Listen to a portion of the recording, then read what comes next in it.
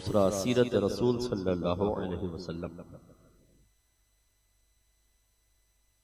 नबी करीम सल्लल्लाहु अलैहि वसल्लम को जिसने अपनी ज़ाहिरी आंखों से हालत जिंदगी में देखा, ईमान की हालत में देखा, और फिर उस शख्स का हालत ईमान में ही इंतकाल हुआ, उसको सहाबी कहते हैं। या फिर देखा ना हो, आपकी सोहबत इख्तियार की हो हालत ईमान में, और फिर हालत ईमान में उनका इंतकाल हुआ, वो सहाबी है। ये सोहबत का इजाफा इसलिए किया गया कि बाद सहाबा नाबीना थे, उन्हें नजर नहीं आता था, उन्होंने नबी करीम सल्लल्लाहु अलैहि वसल्लम को देखा नहीं, लेकिन आपकी सोहबत इख्तियार की है तो उनको भी सहाबा में से शुमार किया गया है। और जागती हालत में चश्माने ज़ाहरी की कैद लगाई, इसका मतलब है कि आज अगर कोई शख्स हालत ख्वाब में अपने नबी करीम सल्लल्लाहु अलैहि वसल्लम की ज़ियारत करे, साहिब ईमान ही क्यों ना हो, वो सहाबी नहीं बनेगा। सहाबा वही हैं जिन्होंने हालत जिंदगी में, हालत ईमान में नबी करीम सल्लल्लाहु अलैहि वसल्लम को अपनी ज़ाहरी आंखों से देखा या आपकी सोहबत इख्तियार की। और जो एक और कैद बयान की कि फिर हालत ईमान में ही उस शख्स का इंतकाल भी हुआ हो। लिहाजा अगर किसी ने रहमत कौनैन को देखा और फिर वो इस्लाम से हट गया तो वो भी सहाबा में शुमार नहीं होगा। इसी तरह कुफ्फार ने नबी करीम सल्लल्लाहु अलैहि वसल्लम को देखा तो हालत कुफ्र में जिसने रहमत कौनैन सल्लल्लाहु अलैहि वसल्लम को देखा वो भी सहाबी नहीं है। इसलिए कुयदात जहन में रखना बहुत जरूरी है। तो रहमत कौनैन सल्लल्लाहु अलैहि वसल्लम के असहाब जिन्होंने हालत ईमान में रहमत कौनैन सल्लल्लाहु अलैहि वसल्लम की ज़ियारत की और फिर हालत ईमान में उनका इंतकाल हुआ, आपकी सोहबत हालत ईमान में इख्तियार इंतकाल हुआ, ये वो नुफूस खुदसियत है कि आज आप और मैं अगर मुसलमान बैठे हैं तो ये उनके कदमों का सदका है। इसलिए कि उन्होंने नबी करीम सल्लल्लाहु अलैहि वसल्लम के पैगाम को कबूल किया, अपने ऊपर इस्लाम को, इस्लामी पाबंदियों को नाफिज किया। या अय्युहल्लज़ीना आमनू उदखुलू फिस्सिल्मि काफ़ा, ऐ ईमान वालो ईमान में, इस्लाम में पूरे पूरे दाखिल हो जाओ। अगर इसका सही मिस्दाक आपको देखना है तो सहाबा किराम अलैहिम रिदवान, नबी करीम सल्लल्लाहु अलैहि वसल्लम की ज़बान अक़दस से जो निकला उन्होंने उसको कबूल किया। आखिरी खुतबों में नबी करीम सल्लल्लाहु अलैहि वसल्लम ने आखिरी जो खुतबा था उसमें इरशाद फरमाया, लियुबल्लिग़िश शाहिदुल गाइबा, चाहिए कि जो मैंने पैगाम तुम्हें पहुंचाया, जो हाजिर हैं, चाहिए कि उस पैगाम को गायब लोगों तक पहुंचा दें। सहाबा किराम अलैहिम रिदवान ने ना सिर्फ इस्लाम को अपने ऊपर नाफिज किया अमली तौर पर, बल्कि इस पैगाम पर अमल करके पूरी दुनिया में फैल गए और इस्लाम को फैलाते रहे, हत्ता कि आप और मैं मुसलमान हुए। मैं आपसे एक क्वेश्चन करता हूं, ये बताइए कि वो नुफूस खुदसिया जिन्होंने नबी करीम सल्लल्लाहु अलैहि वसल्लम से इल्मी अमानत को हासिल किया और आगे मुंतकिल करते रहे, वो बददियानत हो सकते हैं, वो खाइन हो सकते हैं, वो गलत हो सकते हैं, उनका किरदार मनफी हो सकता है, वो नेगेटिव थिंकिंग के मालिक हो सकते हैं? कभी भी नहीं।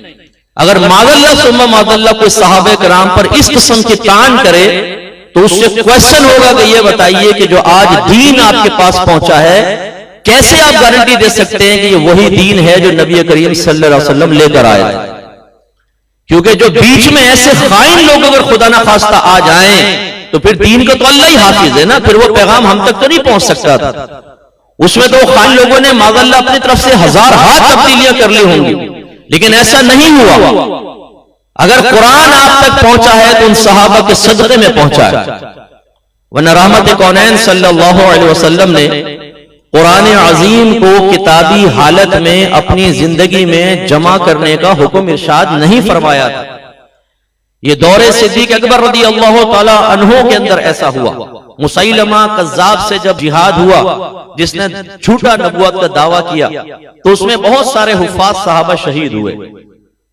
उमर फारूक रज़ी अल्लाह ताला अन्हु सिद्दीक़ अकबर रज़ी अल्लाह ताला अन्हु के पास हाजिर हुए और अर्ज की कि अगर इसी तरह तेजी से हुफ़ाज़ सहाबा शहीद होते रहे तो कुरान अजीम की हिफाजत का मामला खतरे में पड़ जाएगा। लिहाजा आप कुरान को किताबी शक्ल में जमा करें, एक जगह यकजा करें। रहमत कौनैन सल्लल्लाहु अलैहि वसल्लम के दौरे अक़दस में ऐसा होता था कि जैसे कोई वही नाजिल हुई, 10-15 सहाबा सामने बैठे हैं, तो सरकार ने उनके सामने वो आयत बयान कर दी कि इनको लिख लो। कोई खाल पर लिखता था, कोई दरख्त की छाल पर लिखता था, कोई ऊंट की हड्डी पे लिखता था, कोई पत्थर पे लिख लेता था, और किसी के पास 2 आयत महफूज, किसी के पास 3 आयत, किसी के पास 4 आयत। फिर रहमत कौनैन किसी और मकाम पर है, वहां वही नाजिल हो गई, उनमें से कुछ हैं, कुछ नहीं, कुछ नए लोग हैं, दूसरी वही उधर बयान कर दी। कुछ सफर में आयत नाजिल हुई, जो सफर में साथ थे उनके सामने बयान हुई। यानी ऐसा नहीं हुआ कि हर सहाबी के पास पूरा कुरान महफूज।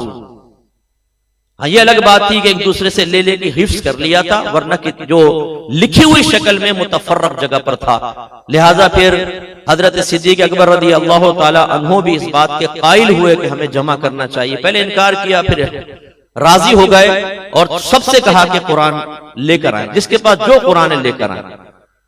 और जब तक हर आयत के ऊपर बहुत सारी गवाहियां हासिल ना हो गई, उसे किताबी शक्ल में जमा नहीं किया गया। जब हुआ तो फिर ये कुरान आप तक जो पहुंचा, ये सहाबा किराम का कारनामा है। और फिर याद रखें कि कुरान कई किराअत में नाजिल हुआ।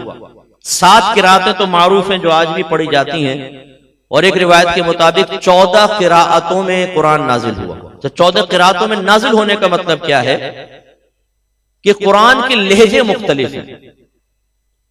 मिसाल के तौर पर आपने देखा होगा कहीं कहीं कुरान में सौद के नीचे सीन भी लिखा होता है, यानी बाद उसको सौद के साथ पढ़ते हैं, उस लफ्ज को बाद सीन के साथ पढ़ते थे। इसी तरह इहदिना सिरातल मुस्तकीम, इहदिना सिरातल और इहदिना सिरातल मुस्तकीम। जिस तरह हमारे यहाँ आप बहुत से मेमन हजरात बैठे होंगे, मेमन लैंग्वेज थोड़ी थोड़ी मुख्तलिफ है, पंजाबी इलाकाई एतबार से बदल जाती है, उर्दू इलाकाई एतबार से बदल जाती है, ऐसे ही अरबी मुख्तलिफ कबाइल में लहजों के एतबार से मुख्तलिफ थी। यही वजह है कि उमर फारूक रज़ी अल्लाह ताला अन्हु ने एक आयत को एक शख्स से किसी और लहजे में सुना, तो आप जलाल में आगे उसको गर्दन से पकड़ लिया और फरमाया गलत कुरान पढ़ता है। उसने कहा मैं गलत नहीं पढ़ रहा हूं, मैं तो नबी करीम से ऐसे ही सुना है। आप उसे लेकर रहमत कौनैन सल्लल्लाहु अलैहि वसल्लम के पास आए, या रसूलल्लाह ये गलत कुरान पढ़ता है और आपकी तरफ मंसूब कर रहा है। सरकार ने उन सहाबी से फरमाया कि आप कुरान पढ़ें, उन्होंने पढ़ा। फिर सरकार ने उमर फारूक रज़ी अल्लाह ताला अन्हु से फरमाया कि उमर अब आप कुरान पढ़ के सुनाएं, उन्होंने सुनाया। सरकार ने फरमाया ये भी ठीक है और आप भी ठीक है कि वह कुरान 7 किरातों पर नाजिल हुआ है। जब इस्लाम फैला और अजमियों तक कुरान पहुंचा, तब हुआ ये कि सहाबा में से बाज को भेजा गया किसी इलाके में वाली बनाकर, उन्होंने एक किराअत पर कुरान पाक की तिलावत की। फिर वो हट गए, दूसरे वाली पहुंचे, उन्होंने दूसरी किराअत में की, तो लोग हो गए डिस्टर्ब कि भाई पहले वाले ने सही पढ़ा है कि दूसरे वाले ने। तो दौरे उस्मानी के अंदर यह हुआ कि जब आपके सामने ये मामला पेश हुआ तो आपने सोचा और सहाबे किराम से मशवरा किया कि अगर हम इसी तरह कुरान को मुख्तलिफ किरातों में लिखा हुआ छोड़ गए तो ये इख्तिलाफात होते रहेंगे और हो सकता है कि आगे चल के कोई कुरान का इनकार कर दे। लिहाजा अब क्या करें? तो आपने सबसे पूछा ये बताओ कुरान किस लुगत में नाजिल हुआ? बताया कि लुगत कुरैश में नाजिल हुआ। फरमाया बस तमाम जितनी किरातों में कुरान है, जहां जहां इस्लाम फैला हुआ है वहां से कुरान के नुस्खे मंगवाए जाएं, वो हटा दिए जाएं और एक लुगत कुरैश में कुरान को लिखकर वो हर जगह तकसीम कर दिया जाए। आज जो आपके पास कुरान पूरी दुनिया में एक ही तरह का नजर आता है जो लुगत कुरैश पर मुश्तमा है, यह हजरत उस्मान गनी रज़ी अल्लाह ताला अन्हु का कारनामा है। जो मैं आपको समझा रहा हूं कि ये दीन, ये कुरान ही अगर आप तक पहुंचा है तो ये सहाबा किराम की बरकत और अजमत है कि किताबी शक्ल में और एक रात में आप तक पहुंच गया। फिर हदीसें हैं, सहाबा किराम ने नबी करीम से सुना, अपने जहन में महफूज रखा। यही उमर फारूक रज़ी अल्लाह ताला अन्हु है, बुखारी की रिवायत है। आप इरशाद फरमाते हैं कि एक मेरा अंसारी दोस्त था, हम दोनों ने यह तय कर लिया था कि एक दिन मैं नबी करीम सल्लल्लाहु अलैहि वसल्लम के पास जाऊंगा और जो वही नाजिल होगी वो सुनूंगा और फिर तुम्हें आके बताऊंगा, और उस दिन तुम काम पर जाना, अगले दिन मैं काम पर जाऊंगा, तुम नबी करीम से सुनकर आकर मुझे बताना। किस तरीके से बारी मुकर्रर थी। और असहाबे सुफ़ा वो हम वक्त रहमत कौनैन सल्लल्लाहु अलैहि वसल्लम की बारगाह में 24 घंटे वहीं पर रहते थे। आज जो मदारिस के तलबा को बाद वक़्त हकारत की निगाह से देखकर और चंद टके देने के बाद ये समझते हैं कि हमने शायद ज़कात और फितरा देकर इन लोगों को खरीद लिया है, या फिर अपना एहसान जताते हैं या हकारत के साथ जिक्र करते हैं भाई ये तो ज़कात पे पलने वाले हैं, उन्हें अल्लाह तबारक व तआला की बारगाह में कामिल तौबा करनी चाहिए। इसलिए कि असहाबे सुफ़ा जिनकी तादाद कभी 100 तक भी पहुंच जाती थी, वरना कम से कम 70 सहाबा तो रहते थे, ये सदकात और फितरात पर ही गुजारा करते थे। रहमत कौनैन सल्लल्लाहु अलैहि वसल्लम के पास 24 घंटे रहते, सहाबे किराम इमदाद करते थे। रात को बाद वक़्त ऐसा होता कि बाद सहाबा भूखे रह जाते तो रहमत कौनैन अपने साथ उनको लेकर जाते और खाना खिलाते। और कभी सहाबा से कहते है कोई जो असहाबे सुफ़्फ़ा में से किसी की मेहमान नवाजी करे, और फिर वो उनको लेके जाते थे। बाद वक़्त भूखे प्यासे रहते थे सहाबे किराम 2-2 दिन, लेकिन उन्होंने दीन के लिए अपना वक्त निकाला, अपनी ख्वाहिशात को कुर्बान किया, और उन्होंने हदीस से सीख कर वो आगे पहुंचाया जो आज हम तक पहुंची है। ये अलग बात है कि ना हमारे पास कुरान पढ़ने के लिए वक्त है और ना हदीस का मुताला करने की फुर्सत। आशिक रसूल तो हम ऐसे बनते हैं कि जैसे हमसे बड़ा कोई पैदा ही नहीं हुआ है, और हमारे घर अपने महबूब के कलाम से खाली हैं। हम में से बहुत कम ऐसे होंगे जिनके घर में सियाह सित्ता का सेट है, बुखारी, मुस्लिम, तिरमिजी, नसाई, अबू दाऊद, इब्ने माजा, जिनमें सही हदीस नबी करीम सल्लल्लाहु अलैहि वसल्लम की जमा है, आपके महबूब का कलाम है जो आपने उम्मत के लिए बयान फरमाया। सहाबे किराम के सामने सहाबे किराम ने मुज्तमा किया, उनके बाद वालों ने सहाबे किराम से लेकर किताबी शक्ल में, अबवाब की शक्ल में लिखा, और आज हम तक पहुंचा है। लेकिन हम में से बहुत से ऐसे होंगे जिन्होंने पूरी जिंदगी अभी तक कभी बुखारी को हाथ में लेकर नहीं देखा होगा, बुखारी की कोई हदीस नहीं पढ़ी होगी। दोस्त का पैगाम आ जाए, ईमेल आ जाए, व्हाट्सएप पे मैसेज आ जाए, किसी से इश्क मजाजी हो, उस महबूब का मैसेज आ जाए तो उसे कोई डिलीट नहीं करेगा, 50 दफा पढ़कर हर मर्तबा नई लज्जत हासिल करेगा, और उसे सेव करके रख लिया जाएगा कि इसको बाद में पढ़ के मजा हासिल करूंगा। लेकिन हमारा इश्क माशाल्लाह इतना जबरदस्त है कि हमने नबी करीम सल्लल्लाहु अलैहि वसल्लम के कलाम को पढ़ने की कभी जहमत ही गवारा नहीं। आप लोग बुरा तो मान जाते हैं बाद औक़ात, लेकिन मैं बहुत हकीकी बात कहता हूं कि हमने इसके रसूल के मयार भी अपने बना लिए हैं।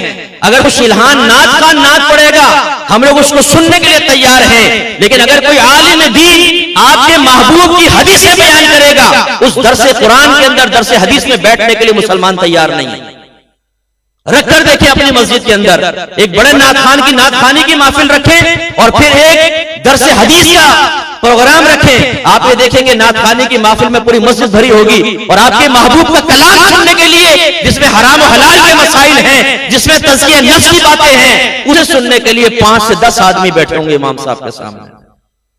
इसके बावजूद हम खामोश हो जाएं, अपनी जबान बंद कर लें, मुफ्ती साहब इतना सख्त बयान ना किया करें, मुआशरे की बुराई की नफ्स पर हाथ न रखें, जैसे हम चल रहे चलने दें, जैसे हम दीन के साथ मुआमला कर रहे हैं, अपने नबी के साथ मुआमला कर रहे हैं, हमें करने दें, और इंशाअल्लाह आखिरत में अल्लाह ताला हमारी मर्जी के मुताबिक दर्जात अता फरमाएगा। अभी तो जब मैं सीरत पर आऊंगा इंशाअल्लाह मैं उस पर भी कलाम करूंगा, लेकिन साहब, अरे भाईजान बेटा ये जरा यार बैठ जाओ, बड़ी मेहरबानी आपकी यार, बड़ी मेहरबानी आपकी, अब नहीं खड़े होना यहाँ पे, बार बार मत आओ यार, बड़ी मेहरबानी, जैसा लगा हुआ ना लगे ना, मादरत नाराज मत होना। तो सहाबा किराम अलैहिमुर रिदवान का एहसान माने, उन्होंने यह हदीस से मुश्तमिल करके आप तक पहुंचाया। तो आप मेरी बात का इकरार करेंगे, अगर सहाबा किराम ना होते तो ना कुरान आपके पास आता, ना हदीस आपके पास आती। इसका मतलब यह है कि पूरी उम्मत के सबसे बड़े मोहसिन कौन है? सहाबा किराम अलैहिमुर रिदवान। एहसान माने उनका। और जब सहाबा किराम ने हकीकी गुलामी का सबूत दिया, अपनी जानें कुर्बान की, अपना माल कुर्बान किया, अपना आबाई घर छोड़ा, मक्का छोड़ के मदीने आ गए, मां नाराज, बाप नाराज, बिरादरी नाराज, कोई फर्क नहीं है। जब नबी करीम ने फरमाया कि हिजरत करो और छोड़ दो इन लोगों को, अपना अकीदा बदल लो, तो सहाबा किराम अलैहिमुर रिदवान ने एक लम्हा ना लगाया। हम जैसे होते तो हमारे साथ बदमज़हब भी बैठेगा, नबी को गाली बकने वाला भी बैठेगा, आले बैत अतहार की शान में गुस्ताखी करने वाला भी बैठेगा, सहाबा किराम को बुरा बड़ा भला कहने वाला भी बैठेगा। ये क्या करें, कारोबारी टर्म्स हैं, ये क्या करें, चाचा है, फूफा है, ताया है, मामा है, ये क्या करें, मार्केट में दोस्त है, निभाइए दोस्तियां, फिर मैदान माशरे माशर में आप देखें, जब नामत कौनैन सल्लल्लाहु अलैहि वसल्लम के सामने पहुंचेंगे और अगर सरकार ने नफरत से चेहरा फेर लिया तो पता चलेगा कि नबी को और सहाबा को गालियां बकने वाले से हाथ मिलाने का अंजाम क्या होता है। कोई हमारे बाप को गाली बक दे, हमारी माँ को जानिया कहे, उससे सारी जिंदगी हाथ मिलाना दूर की बात, वो जिस सामने भी आ रहा होगा तो रास्ता बदल लेंगे, लेकिन साहबा को बुरा भला की तरह हाथ मिलाएंगे। शर्म नहीं आती हमें, गैरत नहीं आती हमें? जिन्होंने दीन हम तक पहुंचाया, जिसकी बरकत से जन्नत का रास्ता आसान हुआ, उन सहाबाए किराम को लोग गालियां बके, उनकी शान में गुस्ताखियां करें और हम उनके तलवे चाटते रहें। समझना चाहिए इसको, सहाबा का मकाम क्या है। मैंने आयत आपकी खिदमत में जिक्र की है, नस्से क़तई से सहाबा किराम के मकाम को समझे। अल्लाह ताला फरमाता है वस्साबिकूनल अव्वलून, सबकत ले जाने वाले सबसे पहले, मिनल मुहाजिरीन वल अंसार, वो सहाबा जो मुहाजिरीन में से हुए और अंसार में से हुए। मुहाजिर जिन्होंने मक्के से हिजरत की, और अंसारी सहाबा वो थे जो मदनी सहाबा थे, जिन्होंने सबसे बड़ा रिस्क मोल लिया अल्लाह के लिए। वो गए नबी करीम के पास, आप वादी अक़बा में छुपकर बैत करते हैं, या रसूलल्लाह मदीने आई, हम है ना, तीर चलेगा आप तक बाद में पहुंचेगा, पहले हमारे सीनों को लगेगा। ये कोई आसान चीज नहीं थी। सब नबी करीम के दुश्मन बने हुए थे, आपकी जान के पीछे पड़े हुए थे। उस वक्त नबी करीम को यह कहना कि हमारे यहां आ जाए, इसका मतलब यह है कि सबकी दुश्मनी मोल लेना। कारोबारी डीलिंग्स खत्म, इक्तिसादी पाबंदियां शुरू। जैसे आपकी गवर्नमेंट आज खारजा पॉलिसी बनाए, किसी के साथ दोस्ती, किसी के साथ दुश्मनी, तो बाजों के साथ मिलते हैं, दूसरा इक्तिसादी पाबंदी लगा देता है। यह सरकार के दौर में इससे कहीं ज्यादा शदीद था। लेकिन अंसार साहबा ने अर्ज किया, सल्लल्लाहु आप तशरीफ लाइए, हम आपको एक मरकज प्रोवाइड करते हैं, आप आजादाना तबलीग करें, कोई आपको नहीं रोकेगा। सरकार तशरीफ लाए हैं, और लाने के बाद जब मेरे आका ने फरमाया कि हर अंसारी सहाबी एक मुहाजिर भाई को अपना भाई बनाए, दीनी भाई बनाए, और अपना आधा माल उसको दे दे। तो हजरत साद रदी अल्लाह तआला अन्हु का भाईचारा हुआ हजरत अब्दुर्रहमान बिन औफ से। उनकी दो बीवियां थी, सामने खड़ी की, सारा माल सामने रखा, कहा कि दो बीवियां हैं, आप जिसकी तरफ इशारा करें मैं तलाक देता हूं, उससे आप निकाह कीजिएगा, और ये मेरा माल पड़ा हुआ है, आधा आपका आधा मेरा। उन्होंने कहा अल्लाह तेरे अहल में और माल में बरकत अता फरमाए, बस मुझे बता दे कि बाजार का रास्ता कहाँ है। अब्दुर्रहमान बिन औफ बहुत बड़े बिजनेसमैन थे, वहां गए, थोड़ी देर में नफा कमा लिया। लेकिन अंसार साहब ने तो ये किया, किसी की तेवरी पे बल नहीं आए कि रामत कौनैन या रसूल अल्लाह, हमने आपको जगह प्रोवाइड की, सबकी दुश्मनी मोल ली, अब आधा माल भी दे दे। मैं अक्सर मिसाल देता हूं कि अगर कोई पीर साहब हो ना आज के दौर के, अपने मुरीद को कहें देखो बेटा तुम कराची में रहते हो, बैंक बैलेंस कितना है तुम्हारा, कहा जी बस 1-8 करोड़ है, और वो कहें कि बेटा तुम्हारा एक पीर भाई है, वो लाहौर से यहाँ शिफ्ट होकर आ रहा है हिजरत करके, तो तुम आधा माल उसको दे दो, तो हम उठ के चल पड़ेंगे। पीर साहब खुश होकर कहेंगे बेटा पैसे लेने जा रहे हो, हम कहेंगे नहीं जी पीर बदलने जा रहा। हमारी हालत तो ये है कि नामो नमूद हो तो बहुत पैसा खर्च करते हैं, अल्लाह के नबी की बारी आए, हकीकतन जहां पैसा खर्च करने की बारी आए वहां हमारी जेबें तंग हो जाती हैं। हमने तो झोली चंदा में भी देखा है कि मस्जिद के जब झोली चंदा होता है ना, तो सबसे जो पुराना नोट होता है ना, जिसमें कायदे साहब यूं लेटे होते हैं, वो नोट निकालते हैं हम। पहले 1000 का हटाएंगे, 500 का हटाएंगे, 100 का हटाएंगे, 50 का हटाएंगे, फिर 20 का नोट निकालेंगे, हातम ताई की कब्र पे लात मारने के लिए मुट्ठी में बंद करके यूं करके डालेंगे, जैसे वो नबी करीम ने फरमाया कि छुप कर सदका करो कि उल्टे हाथ को खबर ना हो। लेकिन हमारी कोशिश ये होती है कि नोट की मिकदार पता न चले। हर एक की बात नहीं कर रहा हूं, आप अच्छे लोग हैं, बहुत की बात कर रहा हूं। ये बुखल होता है दीन के मामले में खर्च करने में। ये सहाबा किराम, अल्लाह ताला इनके बारे में फरमा रहा है कि सबसे सबकत ले जाने वाले सबसे पहले मुहाजिरीन और अंसार में से जो सहाबे थे, और फिर फरमाया कि वल्लज़ीना तबअहूम बिइहसान, और जो उनके बाद उनके पैरोकार हुए इखलास के साथ। इनसे मुराद वो हैं खुसूसन जो फतह मक्का के बाद ईमान लेकर आए, जिनमें हजरत अमीर मुआविया रज़ी अल्लाह ताला अन्हु भी शामिल हैं और दीगर सहाबा किराम। अल्लाह ताला फरमाता है मुहाजिरीन अंसार जो शफकत ले गए सबसे पहले और जो इनके बाद इनके मुत्तबे हुए एहसान इखलास के साथ, और रदियल्लाहु अन्हुम व रदू अन, अल्लाह ताला इनसे राजी हो गया, वो अल्लाह से राजी है।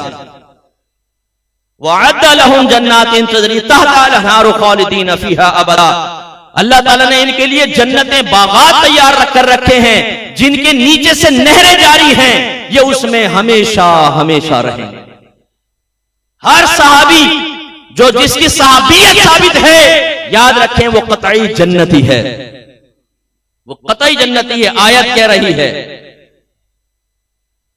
तो इसलिए सहाबे किराम अलैहिम रिदवान, अल्लाह ताला उनसे राजी, वो सहाबा से राजी ऐलान हो चुका है। जरा तवज्जो कीजिएगा, मुसलमानों का अकीदा है अल्लाह ताला हमेशा से है। कभी ऐसा नहीं था कि अल्लाह ताला ना था फिर अल्लाह हुआ, हमेशा से अल्लाह, उसकी कोई इब्तिदा नहीं। अल्लाह की जात जैसे हमेशा से है, ऐसे ही अल्लाह की सिफात भी हमेशा से है, और सिफात में अल्लाह ताला का इरादा भी है, अल्लाह ताला का कलाम भी है। इसका मतलब यह हुआ, इस तरह इल्म अल्लाह ताला की सिफत जातिया, इसका मतलब यह हुआ अल्लाह ताला अजल से है तो अल्लाह का इल्म भी अजल से हमेशा से है, उसका इरादा भी है, उसकी कुदरत भी है, उसका कलाम भी है। तो मालूम यह हुआ कि अभी तो सहाबे किराम आलम अरवा में भी नहीं आए, अल्लाह ताला ने इनकी रूहें भी पैदा नहीं की, लेकिन अल्लाह ताला ने ऐलान फरमाया अजल से अल्लाह इनसे राजी, वो अल्लाह से राजी। ये नुक्ता समझने की जरूरत है। बाज लोग आपको कहेंगे कि सहाबा के माबैन जंगे हुई हैं, सहाबा के माबैन झगड़ा हुआ है, हाँ मानते हैं हुआ है, और इन झगड़ों में मौला अली कर्रमल्लाहु वजहुल करीम हक पर थे, और जो उनके मुखालिफ जंग पर आए वो इज्तिहादी खता का शिकार थे, इज्तिहादी खता थी उनकी, मौला अली हक पर थे। लेकिन किसी को यह हक हासिल नहीं है कि मौला अली की मोहब्बत में डूबकर किसी सहाबी को गाली बके, किसी सहाबी को बुरा भला कहे, इसलिए कि अल्लाह जानता था अजल से कि सरकार के बाद सहाबा के माबैन क्या होगा, लेकिन उसने अजल से ऐलान फरमाया अल्लाह उनसे राजी, वो अल्लाह से राजी। बिला तमसील अर्ज कर रहा हूं और बिला तशबीह अर्ज कर रहा हूं। वो कहा जाता है ना मुहावरतन, मियां बीवी राजी तो क्या करेगा काजी।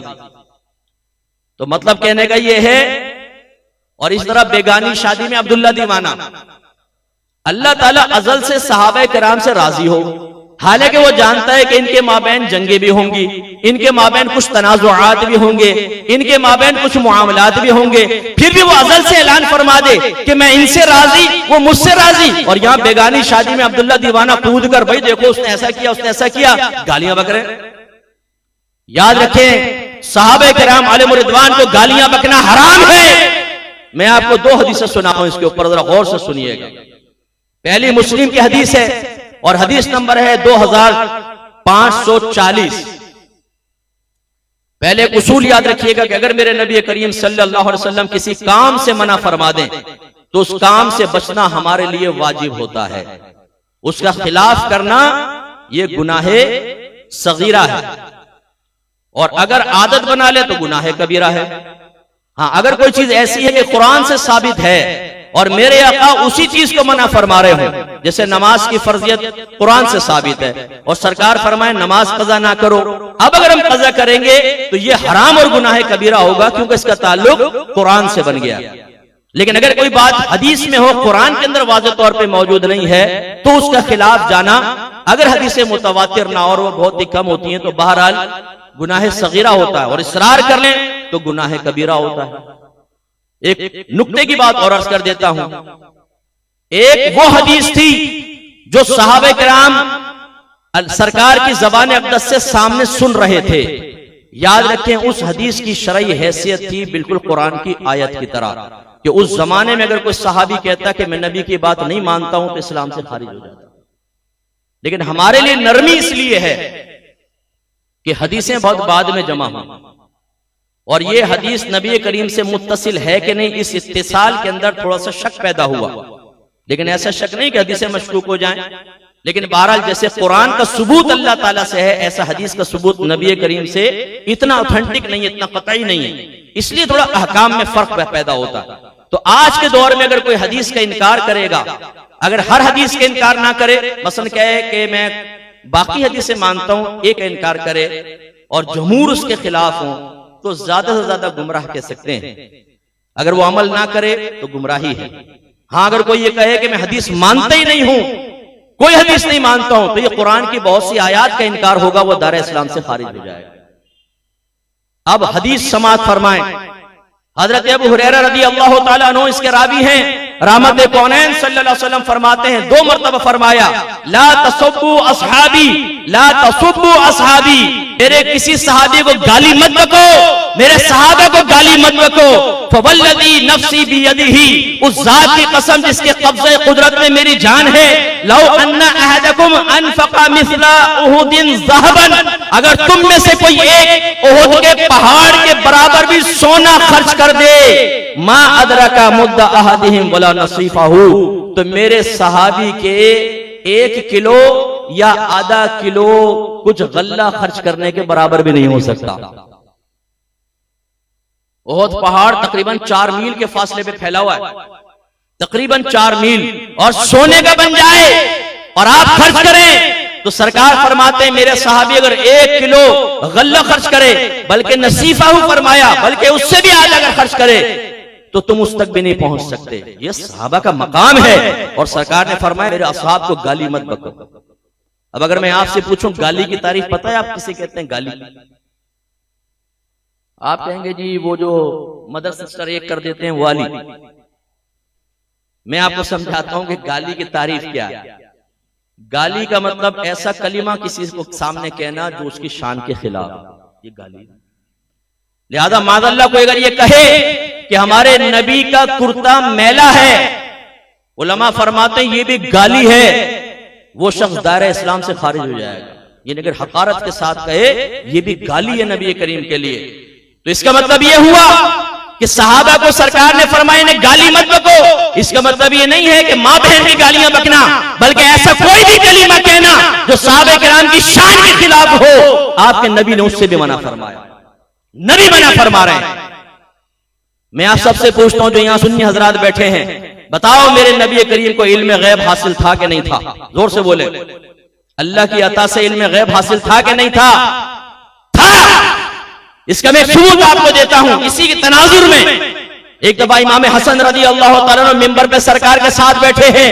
सरकार ने सहाबा किराम को मुखातब करके कहा, ऐ मेरे सहाबा, मेरा ये बेटा मुसलमानों के 2 ग्रोहों में सुलह करवाएगा। अभी मुसलमानों में झगड़ा भी नहीं हुआ है, अभी कोई तनाज़ो पैदा नहीं हुआ है, अभी वो 2 जमातें नहीं बनी हैं, उनमें बहम तनाज़ो हुआ नहीं है। अल्लाह के नबी खबर दे रहे हैं मेरा ये बेटा मुसलमान के 2 ग्रोहों में सुलह करवाएगा। किस में करवाएगा? जोर से बोले, किस में करवाएगा? मुसलमानों के 2 ग्रोह में। इसका मतलब अगर आपस में इख्तिलाफ होगा भी रहेंगे दोनों मुसलमान। मेरे आका ने क्या फरमाया? मुसलमानों के 2 ग्रोहों में सुलह करवाएगा। इमाम हसन जब अमीर अल मोमिनीन बने, कुछ अरसे बाद आपने खिलाफत हजरत अमीर मुआविया के सिपुर्द कर दी और आप खिलाफत से हट गए थे और एक पैदा होने वाले तनाज़ो को हमेशा के लिए खत्म फरमा दिया। इसकी खबर दी थी अल्लाह के नबी। तो मेरे नबी जानते हैं कि सहाबा के माबैन क्या होने वाला है, इसके बावजूद आप फरमा रहे हैं मेरा ये बेटा मुसलमानों के 2 ग्रोहों में सुलह करवाएगा। इसे याद रखें, सहाबा के माबैन अगर कुछ हुआ भी है तब भी उसके बाद भी सब साहिब ईमान रहे और इस आयत के तहत रहे कि रज़ियल्लाहु अन्हुम व रज़ू अन्हु, अल्लाह उनसे राजी हो गया, वो अल्लाह से राजी। और दूसरी रिवायत समाअत फरमाए, हाकिम ने मुस्तदरक में इसको नकल किया और इमाम ज़हाबी ने फरमाया कि ये सही बुखारी और सही मुस्लिम की शर्त पर सही हदीस है, इसके सही होने में शुबह नहीं है। आप जरा गौर से इसको सुनिए। इसके रावी हैं हजरत अब्दुर्रहमान बिन सालिम बिन उतबा बिन उवैम बिन साइदा, वो अपने वालिद से और वो अपने दादा से रिवायत करते हैं कि नबी करीम सल्लल्लाहु अलैहि वसल्लम ने इरशाद फरमाया कि इन्नल्लाह तबारक व तआला इख्तारनी व इख्तार बी अस्हाबन, कि बेशक अल्लाह ताला ने मुझे भी मुंतखब फरमा लिया और मेरे सहाबा को भी मुंतखब फरमाया। फजअल ली मिनहुम वज़रा, तो उनमें से बाज को मेरा वजीर बनाया।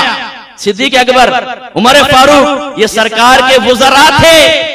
मेरे आका ने एक दफा दोनों का हाथ पकड़ा और फरमाया, जिस तरह तुम्हारे हाथ मेरे हाथ में है, इसी तरह अल्लाह तबारक व तआला बरोज़े क़यामत जब मुझे कब्र से निकालेगा, तुम दोनों के हाथ इसी तरह मेरे हाथ में होंगे।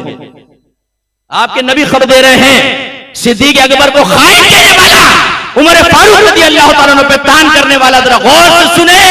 आपके नबी फरमा रहे हैं कि जब बरोज़े क़यामत हम अपनी कब्र से निकलेंगे, इन दोनों सहाबा के हाथ इस तरह मेरे हाथ में होंगे। तो सरकार ने फरमाया, अल्लाह ताला ने मेरे सहाबा में से कुछ को गुज़रा बनाया, वह अंसारन, और कुछ को मेरा मददगार बनाया, वह असहारन, और कुछ से मेरा दामादी का रिश्ता कायम किया। क्योंकि उमर फारूक रज़ी अल्लाह ताला अन्हो की साहिबजादी बीबी हफ्सा रज़ी अल्लाह ताला अन्हा सरकार के अक़्द में, सिद्दीक अकबर रज़ी अल्लाह ताला अन्हो की साहिबजादी सैयदा आयशा सिद्दीक़ा तय्यबा ताहिरा मुस्तहिदा मुफ्तिया आलिमा, वो सरकार के अक़्द में, तो ये दामादी के रिश्ते कायम हुए। फिर सरकार फरमाते हैं, फमन सब्बहुम, जो मेरे सहाबा को गालियां बके, फअलैहि लानतुल्लाहि व मलाइकती व नासी अजमईन, उसमें अल्लाह की भी लानत होगी, उसमें मलाइका फरिश्तों की लानत होगी, और तमाम इंसानों की लानत होगी। ला युक़बलु मिन्हु यौमल क़ियामह सर्फ़ुन वला अदलुन, अल्लाह तबारक व तआला बरोज़े क़यामत ना उसका फर्ज कबूल फरमाएगा, ना उसका नफल कबूल फरमाएगा। सही हदीस आपकी खिदमत में पेश कर रहा हूं, नबी करीम के सहाबा को गालियां बकना, ये बरोज़े क़यामत रुस्वा करवा देगा, ज़लील करवाएगा। नबी करीम सल्लल्लाहु अलैहि वसल्लम उनकी तरफ देखेंगे भी नहीं। गालिबन ऐसे ही लोग इस हदीस के तहत दाखिल होंगे। सरकार फरमाते, मैं हौज़े कौसर पे खड़ा होऊंगा, कुछ लोग मेरे पास आएंगे, तो मैं उन्हें कहूंगा कि ये तो मेरे साथ वाले थे, ये तो मेरे करीबी थे, मैं उनको पानी देने लगूंगा, तो फरिश्ते आएंगे, या रसूलल्लाह इन्हें पानी मत दीजिए, आपको नहीं मालूम कि आपके जाने के बाद इन्होंने क्या क्या किया था। इसका मतलब है बिदअतें ईजाद की थी। नहीं नहीं, उन बिदअतों की ईजाद की वजह से मैदान महशर में उनको रुस्वा किया जाएगा। आप में से कोई क्वेश्चन कर सकता है कि इसका मतलब नबी करीम को भी पता नहीं होगा कि मैदान महशर में इन्होंने बाद में क्या क्या किया था, और फिर आप इल्मे गैब का दावा करते हैं। इसका जवाब यह है कि मैं आपसे पूछता हूं कि यह हदीस बयान कौन कर रहा है? बोलिए बोले, खुद नबी करीम, खुद सरकार फरमा रहे हैं कि ऐसा होगा। जो नबी अभी बैठकर क़यामत के अहवाल बता रहा हो, उससे मख्फी रहेगा मैदान माशर में कि क्या कुछ हुआ था। उलमा कहते हैं इसका मतलब ये सरकार सब जानते होंगे, लेकिन किसी को बहुत बड़ी हसरत में मुब्तला करने का तरीका यही होता है कि उसे पहले कहें ये ले इनाम ले, किसी को कोई दुश्मन हो ना ये ले, लेने लगे चल भाग यहां से, तो उसको ज्यादा तकलीफ होगी। तो यूं उसको पहले एक आसरा दिया जाएगा, और फिर अल्लाह के नबी को, अल्लाह के नबी अभी बयान कर रहे हैं, फिर सरकार से अर्ज की जाएगी और सरकार उसको बुनियाद बनाकर उनको दफा करेंगे। अच्छी तरह याद रखिए, किसी सहाबी की शान में गुस्ताखी नहीं होनी चाहिए, जो करेगा वो तबाह होगा। ना ऐसों से दोस्ती रखें जो सहाबे किराम की शान में आपके सामने गुस्ताखियां करें, और आप भोलेपन में कहें यार चलो इसका अकीदा इसके साथ, हमारा अकीदा हमारे साथ, आ यार बैठ चाय पिए। मैंने अभी आपको समझाया, अगर कोई आपकी माँ के ऊपर जिना का इल्जाम लगाए कि तुम्हारी माँ जानिया है, तुम्हारे बाप ने जिना किया, तुम्हारा बाप पक्का फराडिया था, तुम्हारा बाप चोर था, डाकू था, दयानतदारी से बताएं, फिर ये कहेंगे चलो यार इसके नजरिया इसके साथ, हमारा नजरिया अपने इसके मेरे साथ, चल यार तुझे चाय पिलाता हूं। है इतना ज़र्फ आपके अंदर? या दो थपा तमाचे मारेंगे अगर आप, अल्लाह ने आपको कुदरत दी कि मेरी माँ को क्या कहता है, जानिया कहता है, इधर तुझे मैं बताता हूं।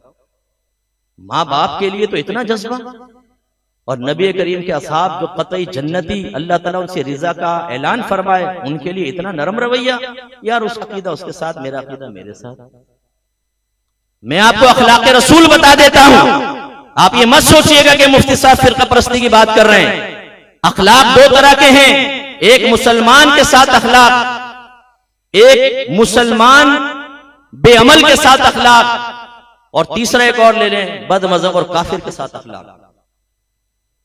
मुसलमान के साथ अखलाक ये सलाम में पहल करें, खंदा पेशनी से मिलें, उसको मदद की जरूरत हो मदद करें, बीमार हो जाए तो इयादत करें, मर जाए तो जनाजे में शिरकत करें, ये मुसलमान के साथ अखलाक। बेअमल मुसलमान हो तो थोड़ा सा इस पे रिजर्व होना पड़ता है। जैसे नबी करीम सल्लल्लाहु अलैहि वसल्लम ने कई मरतबा ऐसा हुआ कि जनाजा आया तो पूछा कि इस पे कोई कर्जा वगैरह तो नहीं है। साहबा अगर बताते या रसूलल्लाह इस पे कर्जा है, तो आप फरमाते इसका जनाजा तुम ही पढ़ लो। एक मरतबा ऐसे ही हुआ, फरमाया जनाजा तुम ही पढ़ लो। एक सहाबी आगे बढ़े, या रसूलल्लाह मैं इनके कर्जे की जमानत देता हूं, मैं अदा कर दूंगा। सरकार ने फरमाया अब ठीक है। फिर सरकार ने उनकी नमाज पढ़ाई। इसका मतलब यह कि सरकार की निगाहों में बिला जरूरत कर्जा लेना और कर्जा लेकर उसी हालत में दुनिया से रुखसत हो जाना नापसंदीदा था। तो सरकार ने इसका इजहार फरमाया ताकि सहाबा सुने और आइंदा बिला जरूरत कर्जा लेने से महफूज रहे कि भाई एक के साथ ऐसा हुआ, सरकार इसको पसंद नहीं फरमा रहे, हम भी ना करें। ये एक अखलाक नजर आया। तीसरा अखलाक देखें जो बद मजहब के साथ है। नबी करीम सल्लल्लाहु अलैहि वसल्लम ने फरमाया कि कदरिया मेरे उम्मत के मजूस हैं। कदरिया भी पैदा भी नहीं हुआ था फिरका, ये वो लोग थे जो तकदीर के मुनकिर थे। वो कहते थे तकदीर कुछ भी नहीं है। हम में से हो सकता है कोई डेढ़ होशियार बैठा हो, अबे भाई ये तकदीर कुछ नहीं होती, भाई ने तकदीर खुद बनाई है अपनी। अरे भाई खुदा का खौफ कर यार, अगर तुम ये डेढ़ होशियारियां करते रहोगे यूं ईमान खाज हो जाएगा।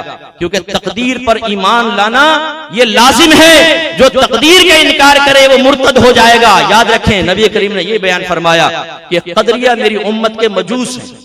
मजूस आतश परस्त कहते हैं जो आजकल पारसी हजरात हैं, पारसी। कदरिया मेरी उम्मत के मजूस हैं।